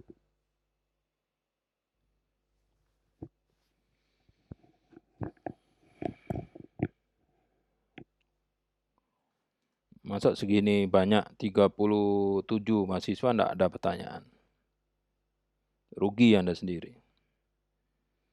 Dulu saya diajar mata kuliah ini, boro-boro disuruh bertanya. Nggak ngerti apa yang diajarin. Baca bab 2, presentasi besok. Waduh, suruh baca presentasi apaan? Sekarang masih bagus Anda dikasih masukan, tinggal Anda sendiri. Jadi nanti kalau Anda menulis skripsi, itu ada 5 bab ya. Bab 1, bab 2, bab 3, bab 4, bab 5. Bab 2-nya itu teori, kajian teori, dan hasil penelitian yang relevan. Jadi Anda harus cari teori yang pasti benar dan hasil penelitian yang benar untuk Anda ramu menjadi suatu jawaban sementara. Jawaban apa? Jawaban pertanyaan gitu. Pertanyaan apa? Nah, penelitian itu, skripsi itu adalah menjawab pertanyaan. Satu-satunya pertanyaan yang ada di skripsi itu ada di bab 1, namanya rumusan masalah. Rumusan masalah. Rumusan masalah itu harus ditulis dalam bentuk kalimat tanya. Kalimat tanya itu kalimat yang belakangnya ada tanda tanya. Coba lihat skripsinya orang itu ya, skripsi yang sudah lulus-lulus itu. Bab 1-nya nanti ada kalimat yang ada tanda tanyanya, itu pertanyaan yang harus Anda jawab gitu. Dan hati-hati ya, skripsi mahasiswa yang sudah lulus itu, ya, itu belum tentu ilmiah loh. Pada saat lulus memang ilmiah gitu ya. Kalau nggak percaya, coba cari ya, cari skripsi mahasiswa yang sudah lulus. Nanti di situ ada teori jelas ya. Kalau ada rangkaian, rangkaiannya jelas. Ada programnya, programnya jelas. Kalau Anda buat rangkaian itu, Anda buat sendiri, merangkai lagi lah. Wong skemanya ada, nilainya ada. Sudah ditandatangani oleh penguji. Tanda tangan asli semua. Anda rangkai ulang elektronik rangkaiannya itu, terus Anda ketik ulang programnya itu, dicoba, nggak jalan gitu loh. Nah itu tidak ilmiah. Ilmiah kan 3 ya. 1 rasional, 2 ada cara, dan caranya itu terlihat jelas. Yang ketiga, cara itu kalau dilakukan sendiri oleh Anda, itu hasilnya sama. Rasional iya, ya. Apakah misalnya penelitian ini bertujuan untuk melihat apakah strategi pembelajaran X dapat meningkatkan hasil belajar mata pelajaran A di suatu lokasi satuan pendidikan. Terus Anda nyoba tuh ya, nyoba ada instrumennya, ada perlakuannya. Begitu dicoba, bukannya malah gede hasil belajarnya, malah kecil gitu loh. Loh, kok nggak sama? Berarti tidak ilmiah. Ya, tapi ingat ya, penelitian-penelitian yang sudah pernah dilakukan teman-teman Anda yang sudah lulus itu ilmiah pada saat diuji. Nah, gitu loh. Jadi, hasil-hasil ujian skripsi itu kebanyakan bisa kebenarannya bukan ilmiah, kebenarannya bisa pragmatis, bisa kesepakatan gitu. Jadi mahasiswa kiwir-kiwir nih, tinggal didorong pakai kucing aja dia DO gitu. Ujiannya tuh dibantai habis, kamu nih neliti nggak ilmiah gini, gini, gini, gini. Waduh, pokoknya nggak semua pertanyaannya apa dosen penguji itu nggak nyenggol sama sekali jawabannya itu. Jadi kalau gong tuh dipukul nggak dung nggak gitu, bek bek gitu aja. Tapi akhirnya diputuskan oleh ketua sidang bahwa nama ini dinyatakan lulus dengan kasihan. Itu kesepakatan gitu. Karena kalau nggak diluluskan DO gitu. Kalau kalau DO itu jangan di akhir, DO itu diproses gitu. DO kok pada saat ujian. ujian kalau nggak lulus DO, lah kasihan gitu. Jadi hati-hati ya. Atau memang Anda mendesain bahwa nanti saya lulusnya dengan kasihan, bisa juga gitu, nggak ada masalah. Semua itu kan by design ya, by design. Wah, kamu itu banyak dosanya, nggak pernah sholat, nggak pernah segala macam. Tapi Allah sayang gitu. Masuk surga, udah nggak ada yang iri itu. Ya, nggak ada yang iri. Nggak boleh iri, nasib itu. Ada pertanyaan? Waktunya masih panjang ini. Masih 30 menit lebih.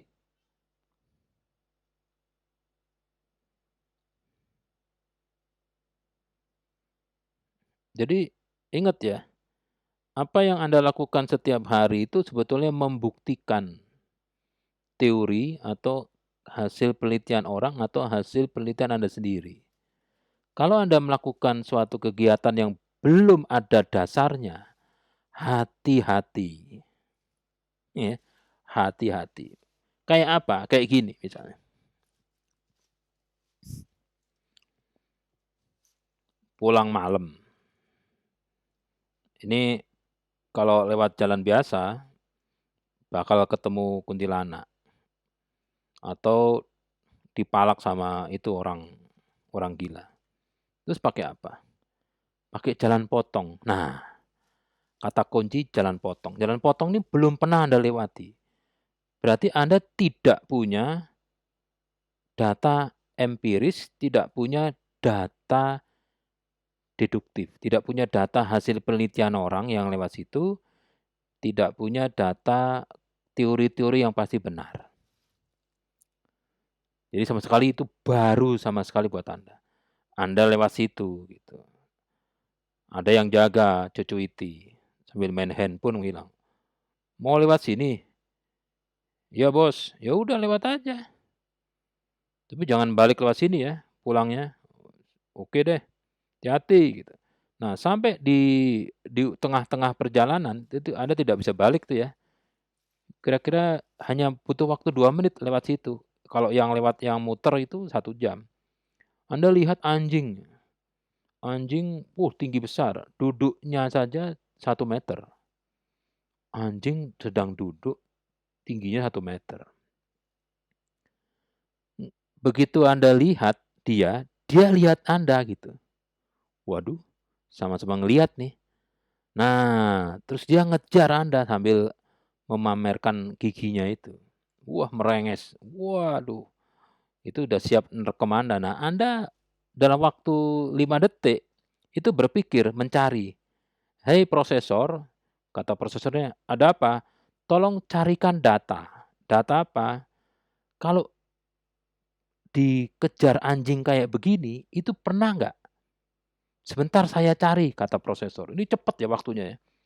Prosesor nyari memori. Sejak kecil Anda itu pernah diterkam oleh anjing 2 kali. Yang pertama anjing yang kalau duduk itu tingginya hanya 10 senti, ini anjingnya kecil gitu loh.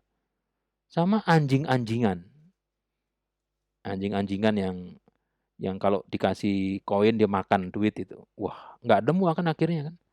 Karena nggak nemu, ya, karena nggak nemu, dalam waktu 5 detik, kira-kira 3 detik, ya, 3 detik prosesor bilang tidak menemukan data. Jadi Anda tidak punya data empiris, tidak punya data deduktif. Induktif nggak punya, deduktif nggak punya. Jadi Anda tidak punya solusi untuk masalah yang kayak gitu. Coba.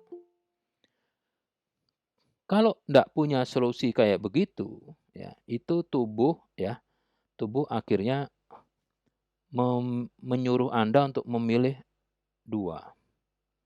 Yang pertama namanya fight ya, tempur sama anjing. Yang kedua Anda flight, kabur, lari atau tempur. Nah, gitu. Apa yang terjadi? Anda lari, memilih lari. Mau lari atau bertempur dengan anjing, itu tubuh menghasilkan hormon namanya, apa sih ya, lupa saya. Hormon apa sih itu? lupa saya namanya.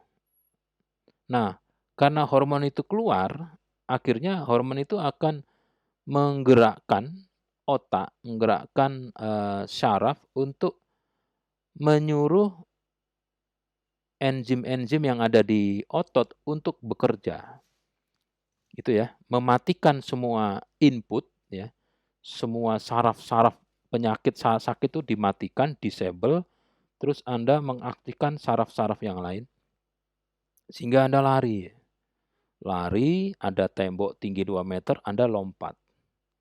Lolos, Anda nyampe rumah, sampai rumah bingung. Tembok 2 meter saya bisa lompat.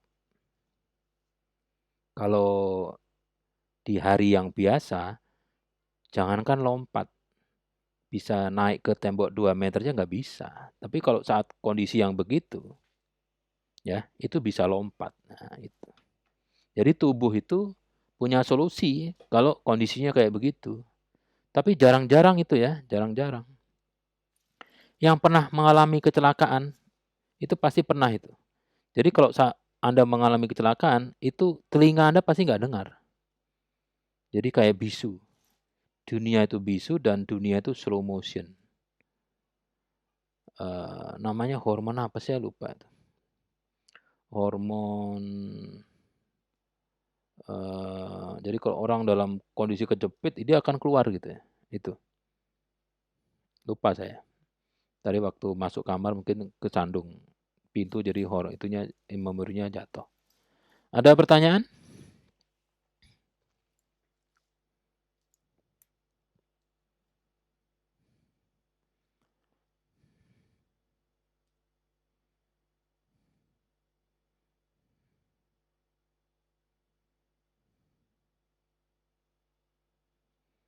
Jadi ada yang pernah ikut atau sedang ikut, ini kayak karate atau silat itu? Ada nggak?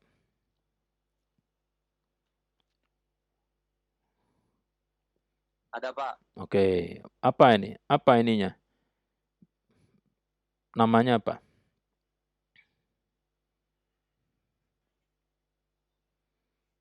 Bela Silat, dirinya. Pak. Silat, oke. Misalnya silat ya, silat merpati putih misalnya. Itu banyak jurus ya. Jurus ya macam-macam lah ya, kayak seperti hanya Cimande lah. Bangu putih, bangu hitam, ya macam-macam. Atau karate pun ya. Itu punya jurus. Jurus itu selalu dilatih berulang-ulang. Jurus satu, kuda-kuda. Kuda-kuda biasanya 3 bulan kuda-kuda terus. Habis itu ambil kuda-kuda pukul, dorong-tarik, dorong-dorong, tarik-tarik dan sebagainya. Kombinasi-kombinasi. Jadi semua gerakan-gerakan yang dilakukan oleh motorik itu dilakukan berulang-ulang.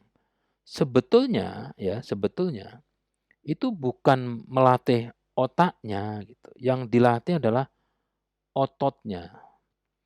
Sebab otot itu kalau dilatih, misalnya nangkis seperti ini ya. Nangkis gini, nangkis.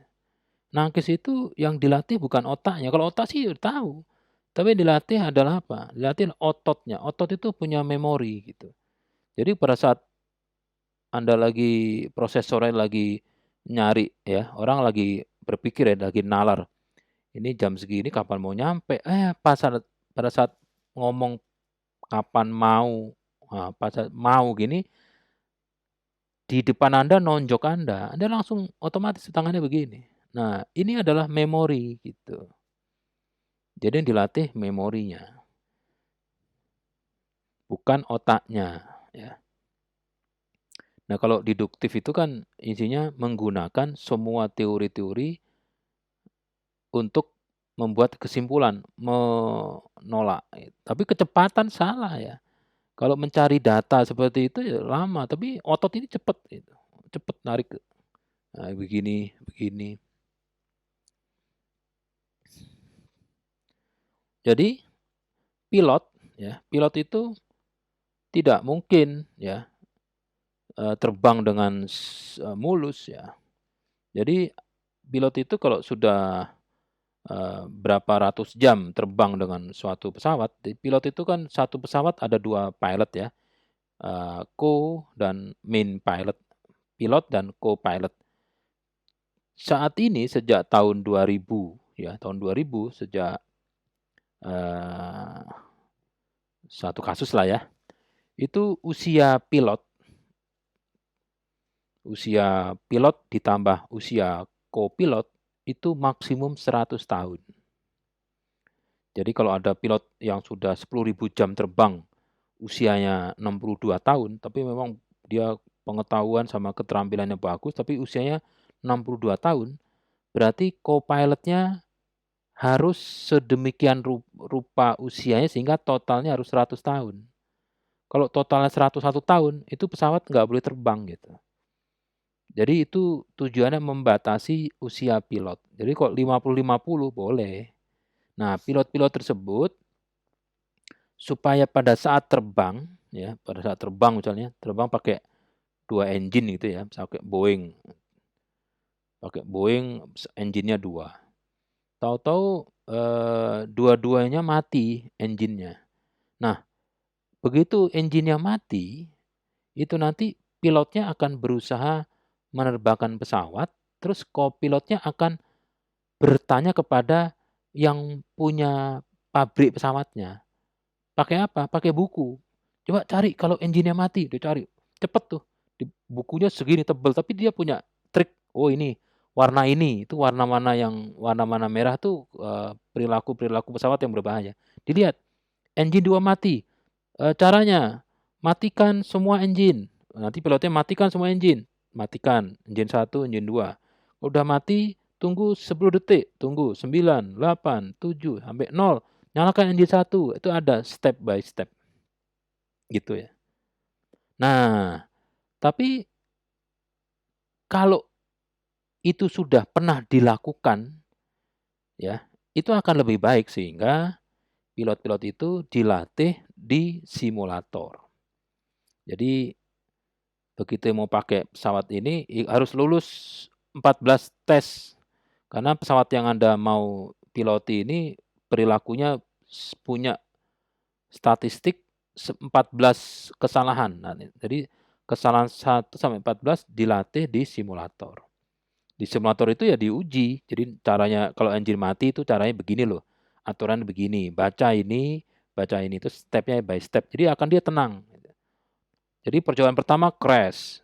Percobaan kedua agak crash, tapi setelah 40 kali melakukan simulasi berulang-ulang, dia lulus ujian kalau pesawatnya 2 engine-nya rusak.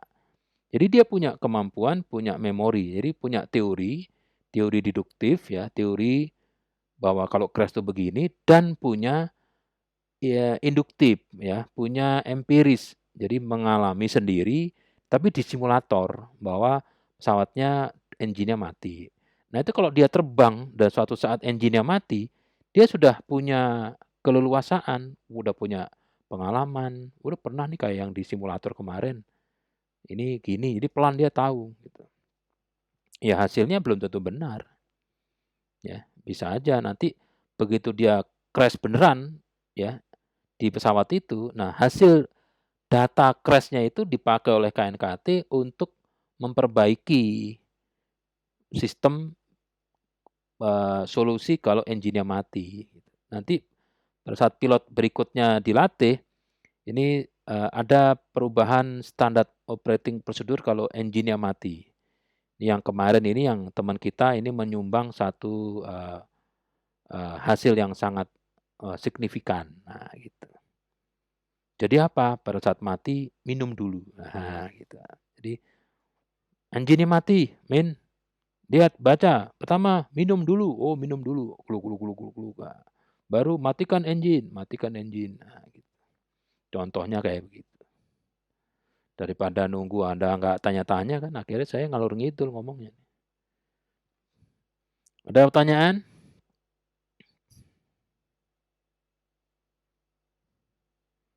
Nanya kayak apa kayak biar pantas gitu kalau ada kuliah. Kuliah itu adanya interaksi ya. Interaksi itu dua arah. Jangan satu ke arah Anda juga harus ada gitu loh. Ada pertanyaan nih?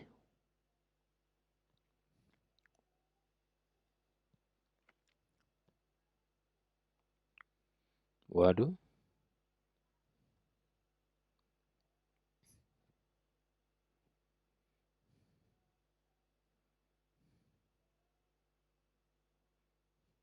Tanya aja, apa aja, ya, apa aja.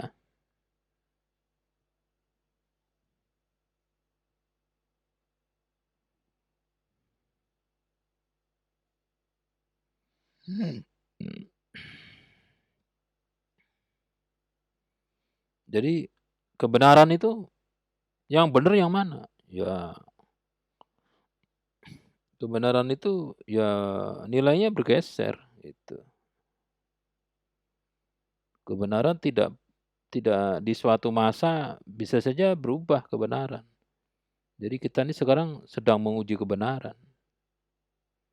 Dulu kalau di materi keberapa tatap muka 1 kali ya, atau 2, kalau golongan darah A, orang sakit sehingga perlu golongan darah A, kalau dulu kan secara deduktif dan secara induktif, secara teori dan hasil penelitian bilang kalau kurang darah A ya dikasih O bisa.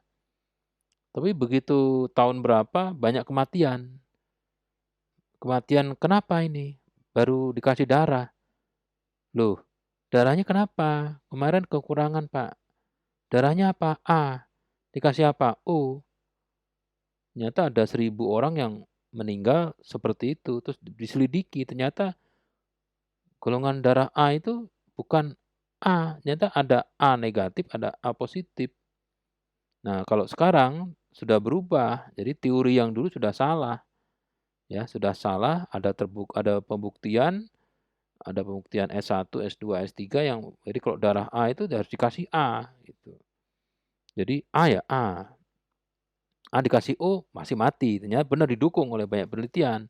Jadi setelah tahun itu kalau kurang darah A ya kasih A, kalau kurang darah O ya kasih O. Nggak boleh silang. Katanya O dulu paling baik. Enggak, bullshit. Nah, sekarang lain lagi teorinya sudah yang kemarin salah lagi. Darah A itu ada A positif negatif, B positif negatif, O positif negatif, AB positif negatif. Sehingga di muka bumi ini ada golongan darah AB yang positif resusnya itu statistik manusia hanya 0, sekian persen. Jadi kalau Anda punya golongan darah AB resus positif, itu Anda nanti dapat kalung. Kalung itu ada namanya. Kalau yang lehernya yang dikalungi, manusia yang punya kalung ini, kalau ketemu di jalan, tolong hubungi komunitas ini karena dia darahnya khusus. Jadi kalau di Indonesia itu ada 60 orang punya darah AB resus positif, 60 itu punya WhatsApp grup sendiri. Tapi kalau 1 orang dioperasi, ya harus ngomong sama 59 lainnya, gitu. Itu teori, sekarang sudah seperti itu. Dulu laki-laki perempuan itu kalau kan ada ya, kalau laki seperti perempuan ada ya, kalau perempuan seperti laki kan jarang ada. Nah, ternyata laki itu perempuan itu kan kromosomnya XX. Dulu X sama Y, laki itu Y, perempuan X. Ternyata setelah diselidiki, teori yang berikutnya bilang bahwa laki-laki itu bukan Y, tapi XY. Kalau perempuan tuh XX. Oh, perempuan tuh XX-nya. Kalau laki-laki tuh XY. Ada. Laki itu XY, ada Y-nya, ada X-nya. Nah, sekarang enggak. Laki-laki itu XYY, perempuan tuh XXX. Ternyata ada lagi. Perempuan itu XX X atau XXY. Kalau laki-laki itu ada XYY, XXY. Waduh, kacau. Nah, nanti ada lagi teori yang baru, ya, enggak karu-karuan. Jadi kita setiap hari itu penelitian yang kita lakukan atau penelitian yang tidak sengaja kita lakukan itu menguji teori.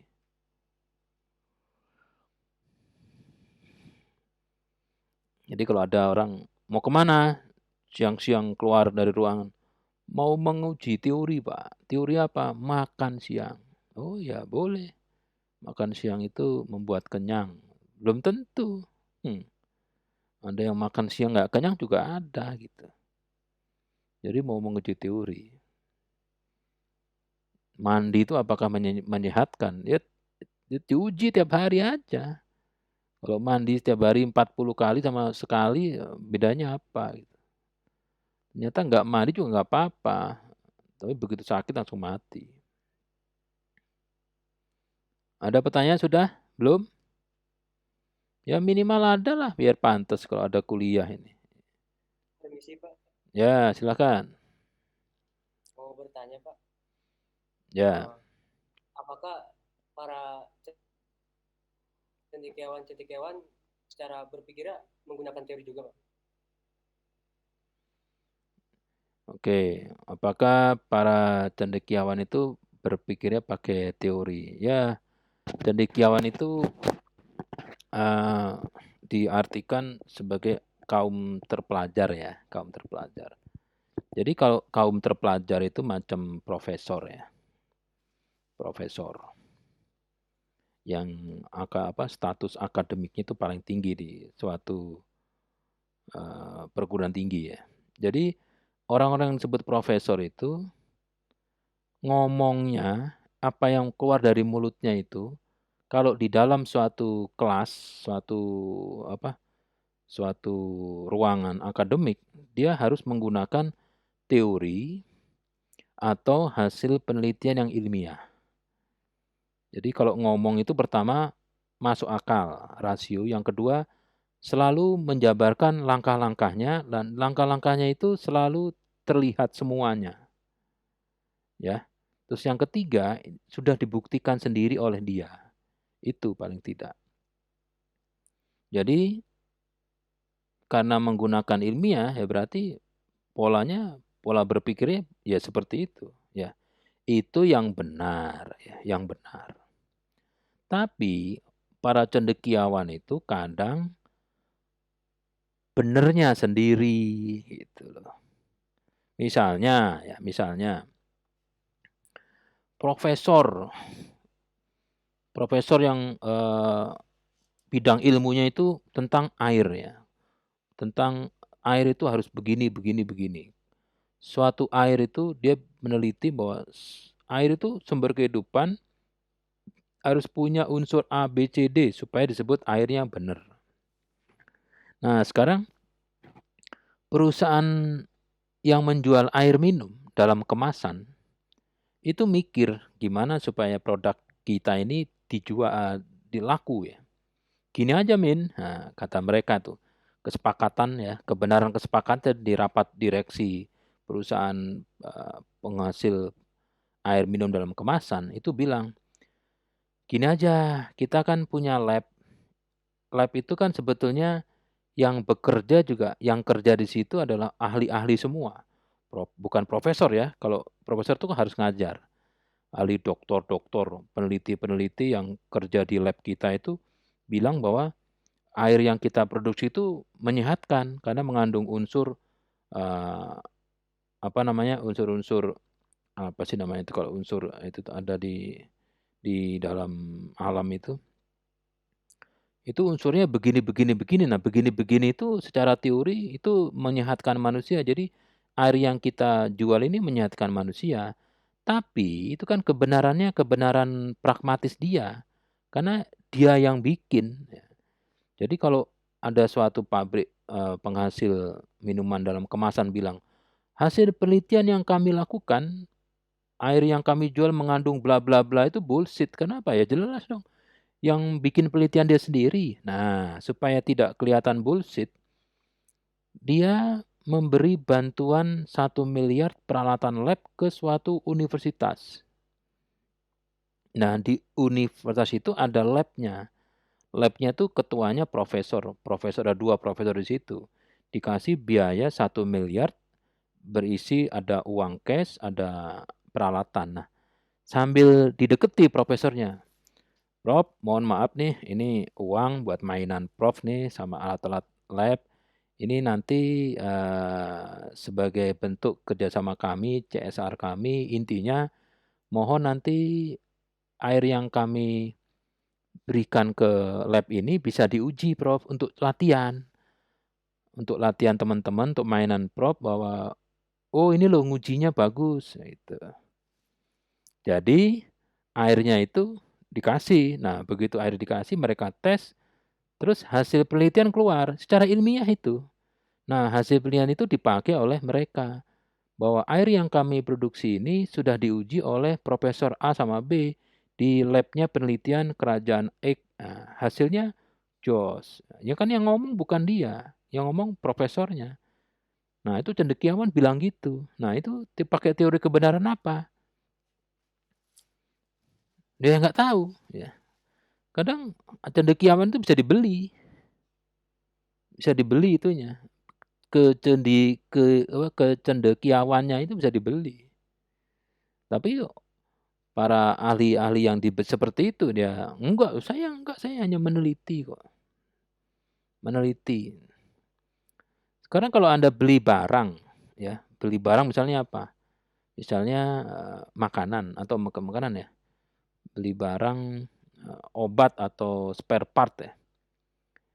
Yang ada tanda aslinya kan kerdusnya, iya kan? Misalnya oli deh, oli. Anda beli oli di SPBU Pertamina. Oli ini asli, genuine. Yang tulisannya itu kan bukan di olinya, tapi di casingnya. Olinya mana bisa ditulis? Olinya ya oli. Jadi asli itu bukan olinya, nah, gitu. Bensinnya. Yang bagus bukan bensinnya, hanya tulisannya. Nah, jadi sekarang kalau mau nguji suatu kemasan minuman air mineral, jadi mineral ya, itu yang diuji ya yang Anda minum itu, bukan yang diuji bukan botolnya. Bukan satu botol diuji, tapi 1000 botol yang lain itu apakah hasil ujian itu? Ya kalau mau satu adonan airnya di pabrik pengolahan air mineral itu diuji. Nah, hasil pengujiannya tuh misalnya 1 juta liter itu benar mengandung mineral ini. Nah, gitu. Nah, tapi kan yang airnya belum diproduksi, botolnya udah ada muinya juga ada di situ. Gimana?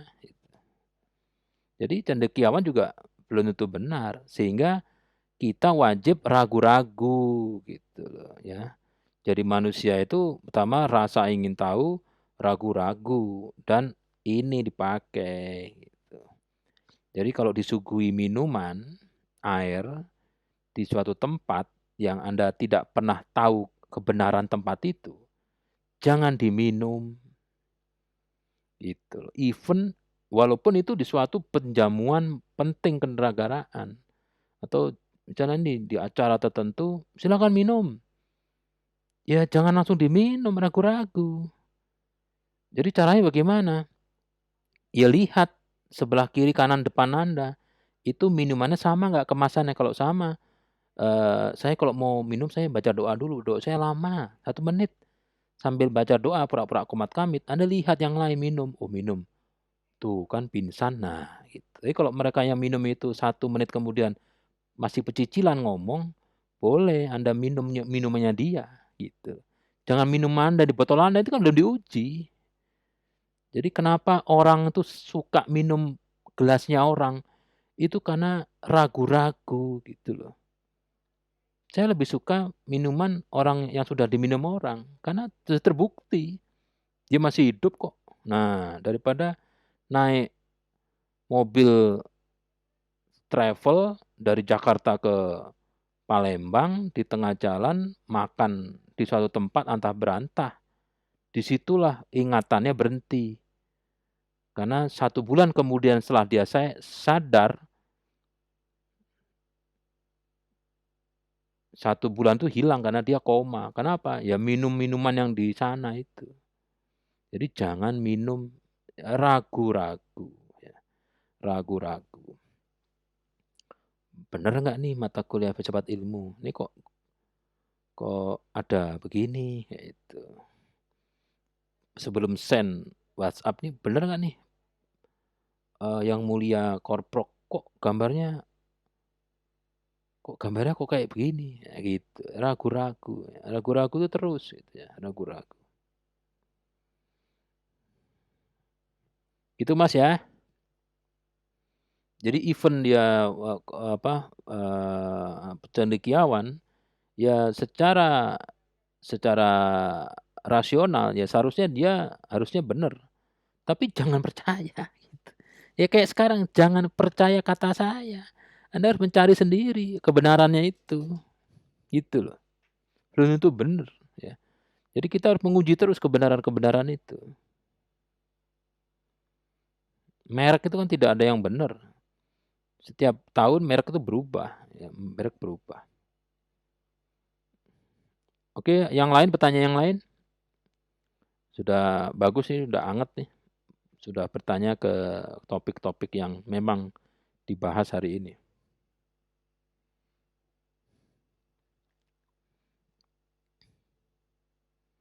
Ayo pertanyaan biar pantas ya.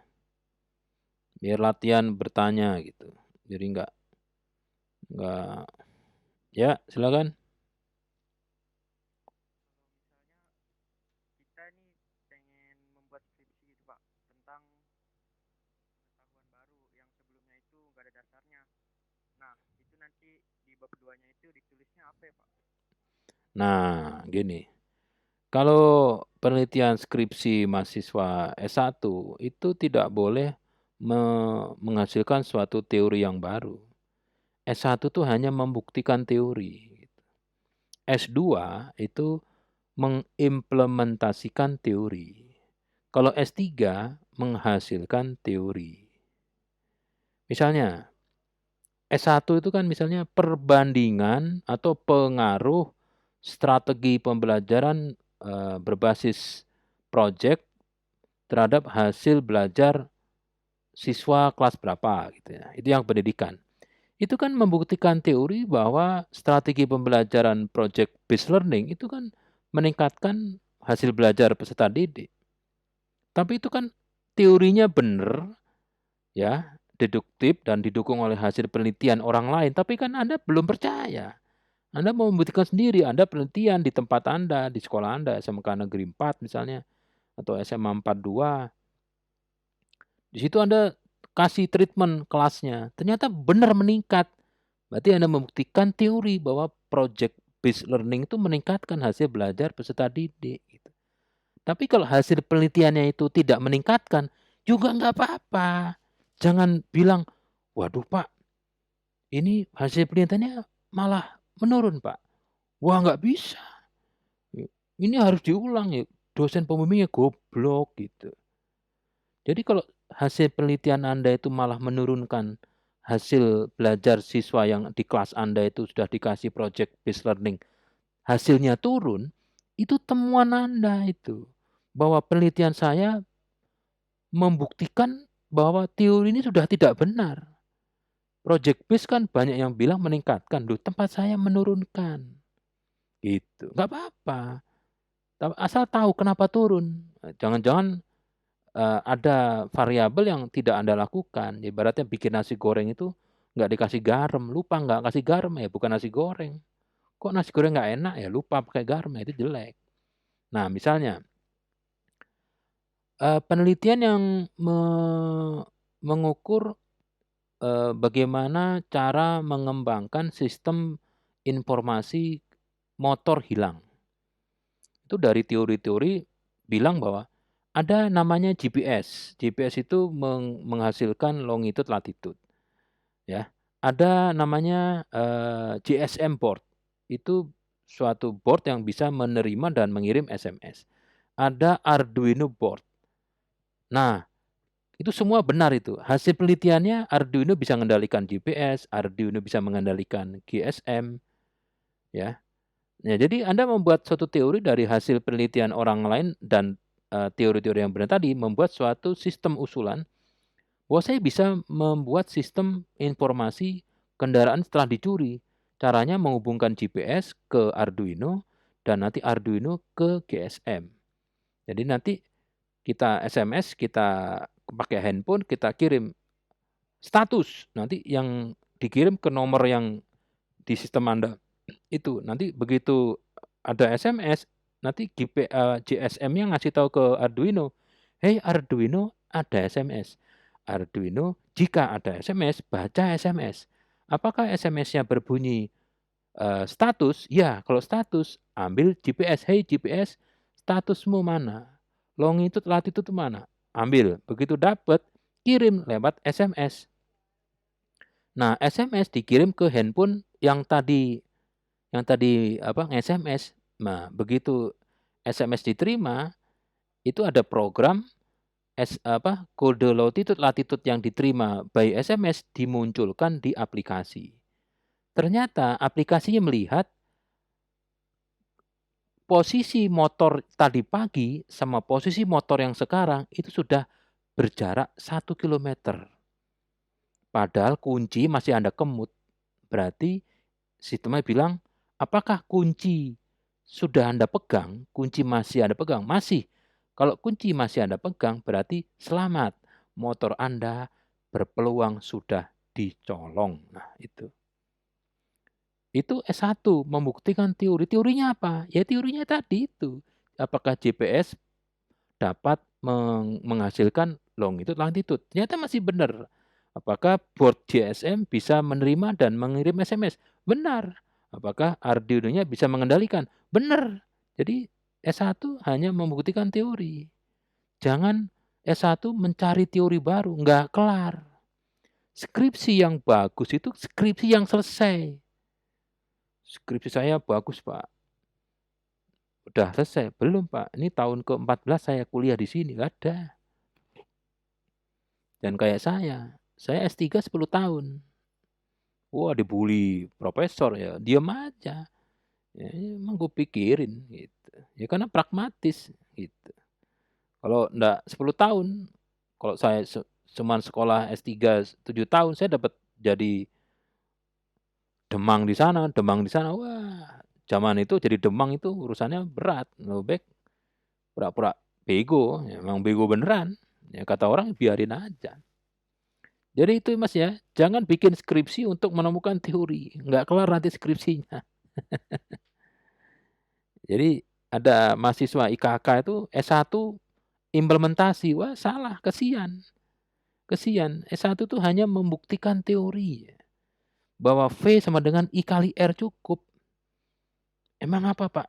Kok skripsi membuktikan teori V sama dengan I kali R? Nah dia membuat instrumen pengukur resistansi resistor. Caranya bagaimana? Ya menerapkan hukum Ohm tadi Pak. Jadi dia ngukur tegangan di resistor sama arus di resistor. Kalau arus di suatu resistor dapat diketahui diukur menggunakan Arduino dan tegangan dijepit di resistor dapat diukur menggunakan Arduino, menggunakan rumus V sama dengan I kali R, nanti ketemu R sama dengan V per I. Nah, kan cuma membuktikan rumus V sama dengan I kali R. Tapi bentuknya, wah, alat ukur, bla bla bla. Padahal teori dipakai cuma itu aja.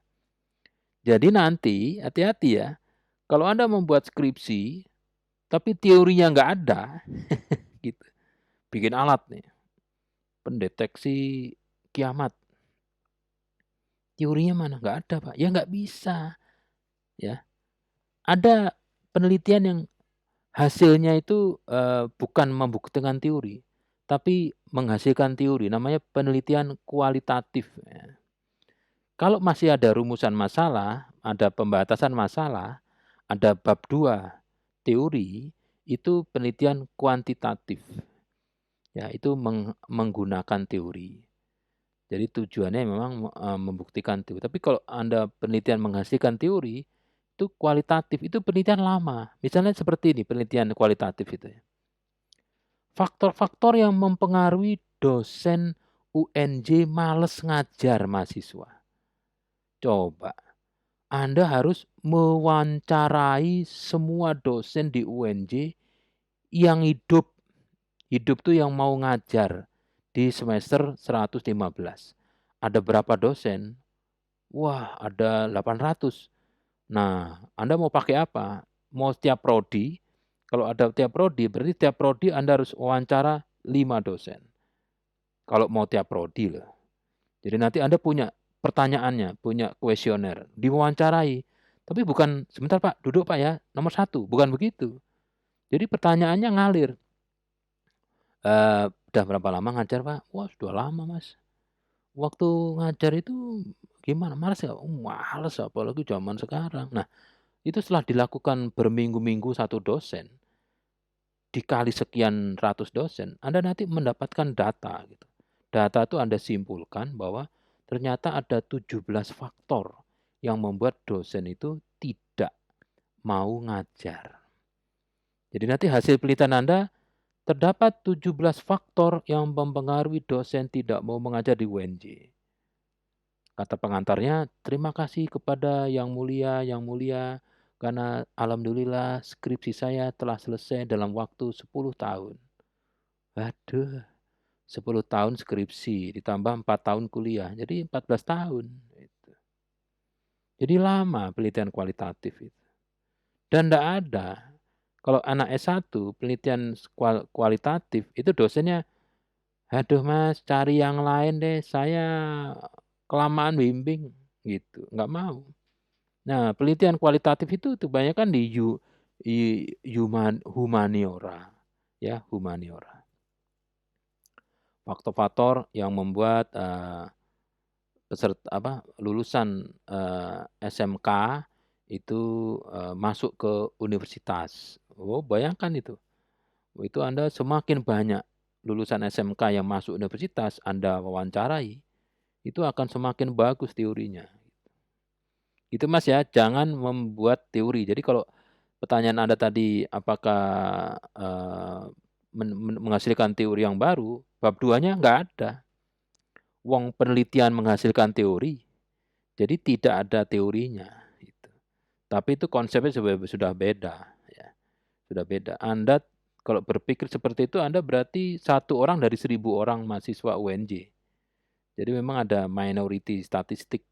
Jadi kebanyakan secara statistik ya, itu kebanyakan penelitian itu kuantitatif ya, bukan kuali.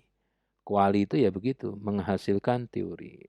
Kalau S2, S3 boleh. Kalau S1 tidak disarankan, ya, tidak disarankan. Tapi kalau mau nggak apa-apa, ya, nggak apa-apa. Menghasilkan teori baru, gitu. Tapi ya sifatnya tidak seperti S2 dan S3. Jadi kedalamannya ya. Lebar tapi rumahnya lebar, Pak. 10 meter tapi hanya 3 meter ke dalam ya, gitu. Kalau yang rumahnya sempit, Pak, hanya 4 meter tapi dalamnya 1 kilo. Wah, itu lain lagi itu. Ini kalau S3 itu rumahnya lebar, Pak. 40 meter ke dalamnya. Bapak tahu Bekasi? Ya itu sampai sana itu rumah dia, Pak. Nah, itu luas sekali, panjang dan lebar. Panjang kali lebar, luas sekali. Ya, ada lagi pertanyaan yang mendukung atau menyanggah, nggak ada masalah. Saya pernah dapat tugas ya. Kelompok saya itu di suatu mata kuliah tertentu waktu sekolah di Gunung Merapi ya. Universitas Gunung Merapi, Gedung M, Gunung Merapi. Cari satu teori. Wah, tiap kelompok dikasih teori. Terus habis itu cari 10 teori yang mendukung. Wah, gampang dalam hati. Habis itu dosennya ngomong, dan 10 teori yang menyanggah. Wah, ini yang susah. Susah. Satu teori harus mencari 20 teori. 10 teori yang mendukung dan 10 teori yang tidak mendukung. Nah, itu kalau sudah Anda sering lakukan itu, wah, Anda bisa ngomong alur gitu. Misalnya, minum air itu menyehatkan. Cari 10 orang ahli yang bilang kayak gitu. Dan cari juga 10 orang yang bilang sebaliknya, minum air itu sakit. Gitu. Nanti Anda bisa melihat itu, pragmatisnya itu. Kebenaran dari mereka itu kebenaran koherensi atau pragmatis atau kesepakatan atau korespondensi. Anda bisa lihat. Jadi nanti kalau ditanya, minum sehat nggak ya? Anda bisa lihat yang nanya siapa ini. Kalau yang nanya kelihatannya berseberangan, Anda pakai yang teori yang berseberangan. Kalau yang mendukung, Anda tarik teori yang mendukung. Ya kayak ginilah ya. Kondangan itu. Kemarin saya ikut kondangan. Zaman gini ada kondangan gitu. Waduh, ini ketemu jigong bisa kacau ini ya. Terus kondangan itu pernikahan dibatasi, hanya berapa orang yang di ruangan. Pas makan itu nggak ada kursi gitu. Loh, kok nggak ada kursi? Nah, berarti makan sambil berdiri. Nah, kan menurut agama yang saya yakini itu makan itu pantat itu harus duduk, harus nempel suatu tempat yang rata. Masuk makan sambil nungging, pantatnya nempel tembok, itu bukan duduk. Duduk itu di kursi. Masuk ngesot di bawah lantai nggak pantas juga. Akhirnya pakai teori koherensi. Cari Pak Kiai. Wah, itu ada Pak Kiai itu. Pakai kopiah putih. Tadi yang baca doa tadi. Wah, berdiri di sampingnya. Gitu. Dia lagi makan. Assalamualaikum Pak Kiai. Waalaikumsalam. Numpang makan bareng. Oh, sama, saya juga numpang ini. Ya, kita sama-sama numpang Pak Kiai. Saya deket ya, 1 meter. Gak apa-apa kan? Oh, silahkan. Terus ada yang datang. Nuh, lu makan sambil berdiri. Lu gak lihat Kiai gue? Mana sebelah? Pak Kiai. Gurunya Wisnu. Iya nih, murid saya. Nah, ini Kiai saya. Jadi kalau ribut makan kenapa berdiri ya, itu Kiai saya. Juga makan sambil berdiri. Jadi ya kiainya makan berdiri, saya juga makan sambil berdiri. Gitu lah. Itu namanya pragmatis.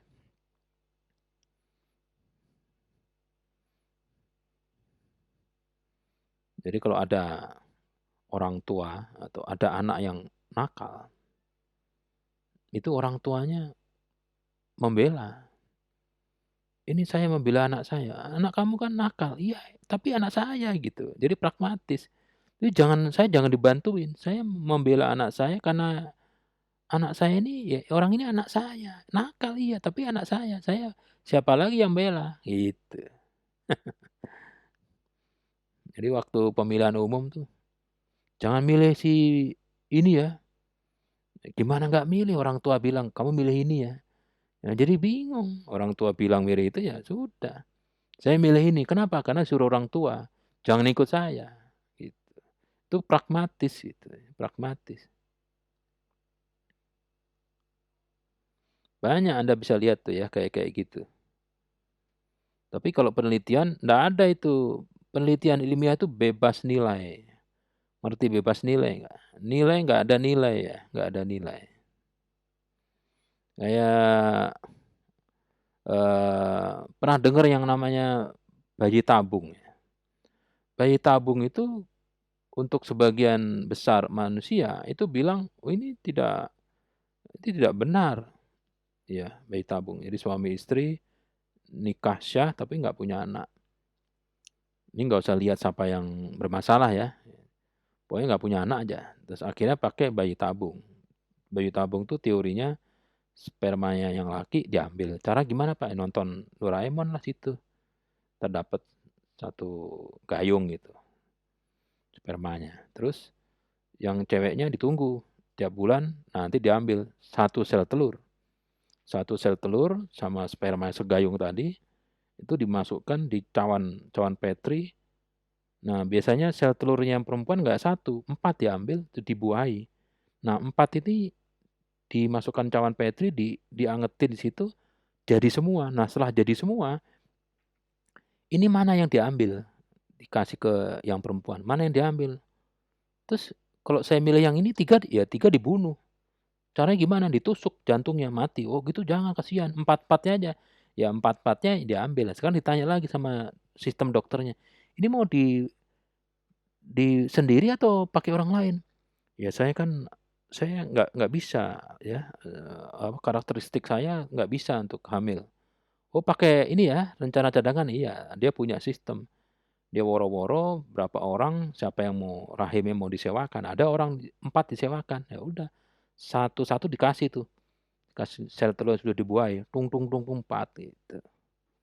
Jadi 4 orang ini tidak saling kenal, tidak punya hubungan darah dengan yang suami istri, tapi mengandung anaknya 2 orang itu.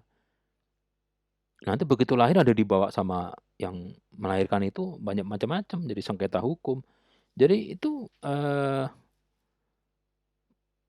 pragmatis benar pragmatis bagi suami istrinya gitu. Tapi bagi dokternya bukan pragmatis. Ya pragmatis bagi dokternya gitu. Wah ini menghasilkan uang dan saya membuktikan teori bahwa ini benar gitu. Bagi orang yang lain, oh ini haram. Dia nggak tahu kalau yang haram itu ada. Jadi di luar negeri itu ada bank sperma. Jadi kalau cewek mau punya anak, dia masih perawan gitu, sel telurnya diambil, terus dia minta, saya minta sel spermanya pianis yang jago Mozart. Nanti dicari tuh ada nih, beli sekian. Siapa namanya siapa? Oh nggak tahu, nggak usah tahu. Terus nanti begitu dijadikan, ini mau dipakai sendiri, saya enggak, saya cuma mau punya anak aja. Oh pakai plan B ya, dia pakai orang lain. Jadi dia bisa lihat anaknya di kandungannya orang. Nanti begitu anaknya lahir dari orang lain ya itu anaknya gitu. Nah, itu haram. Ya, itu haram. Haram buat siapa gitu. Jadi haram itu bisa diperdebatkan gitu. Itulah ya.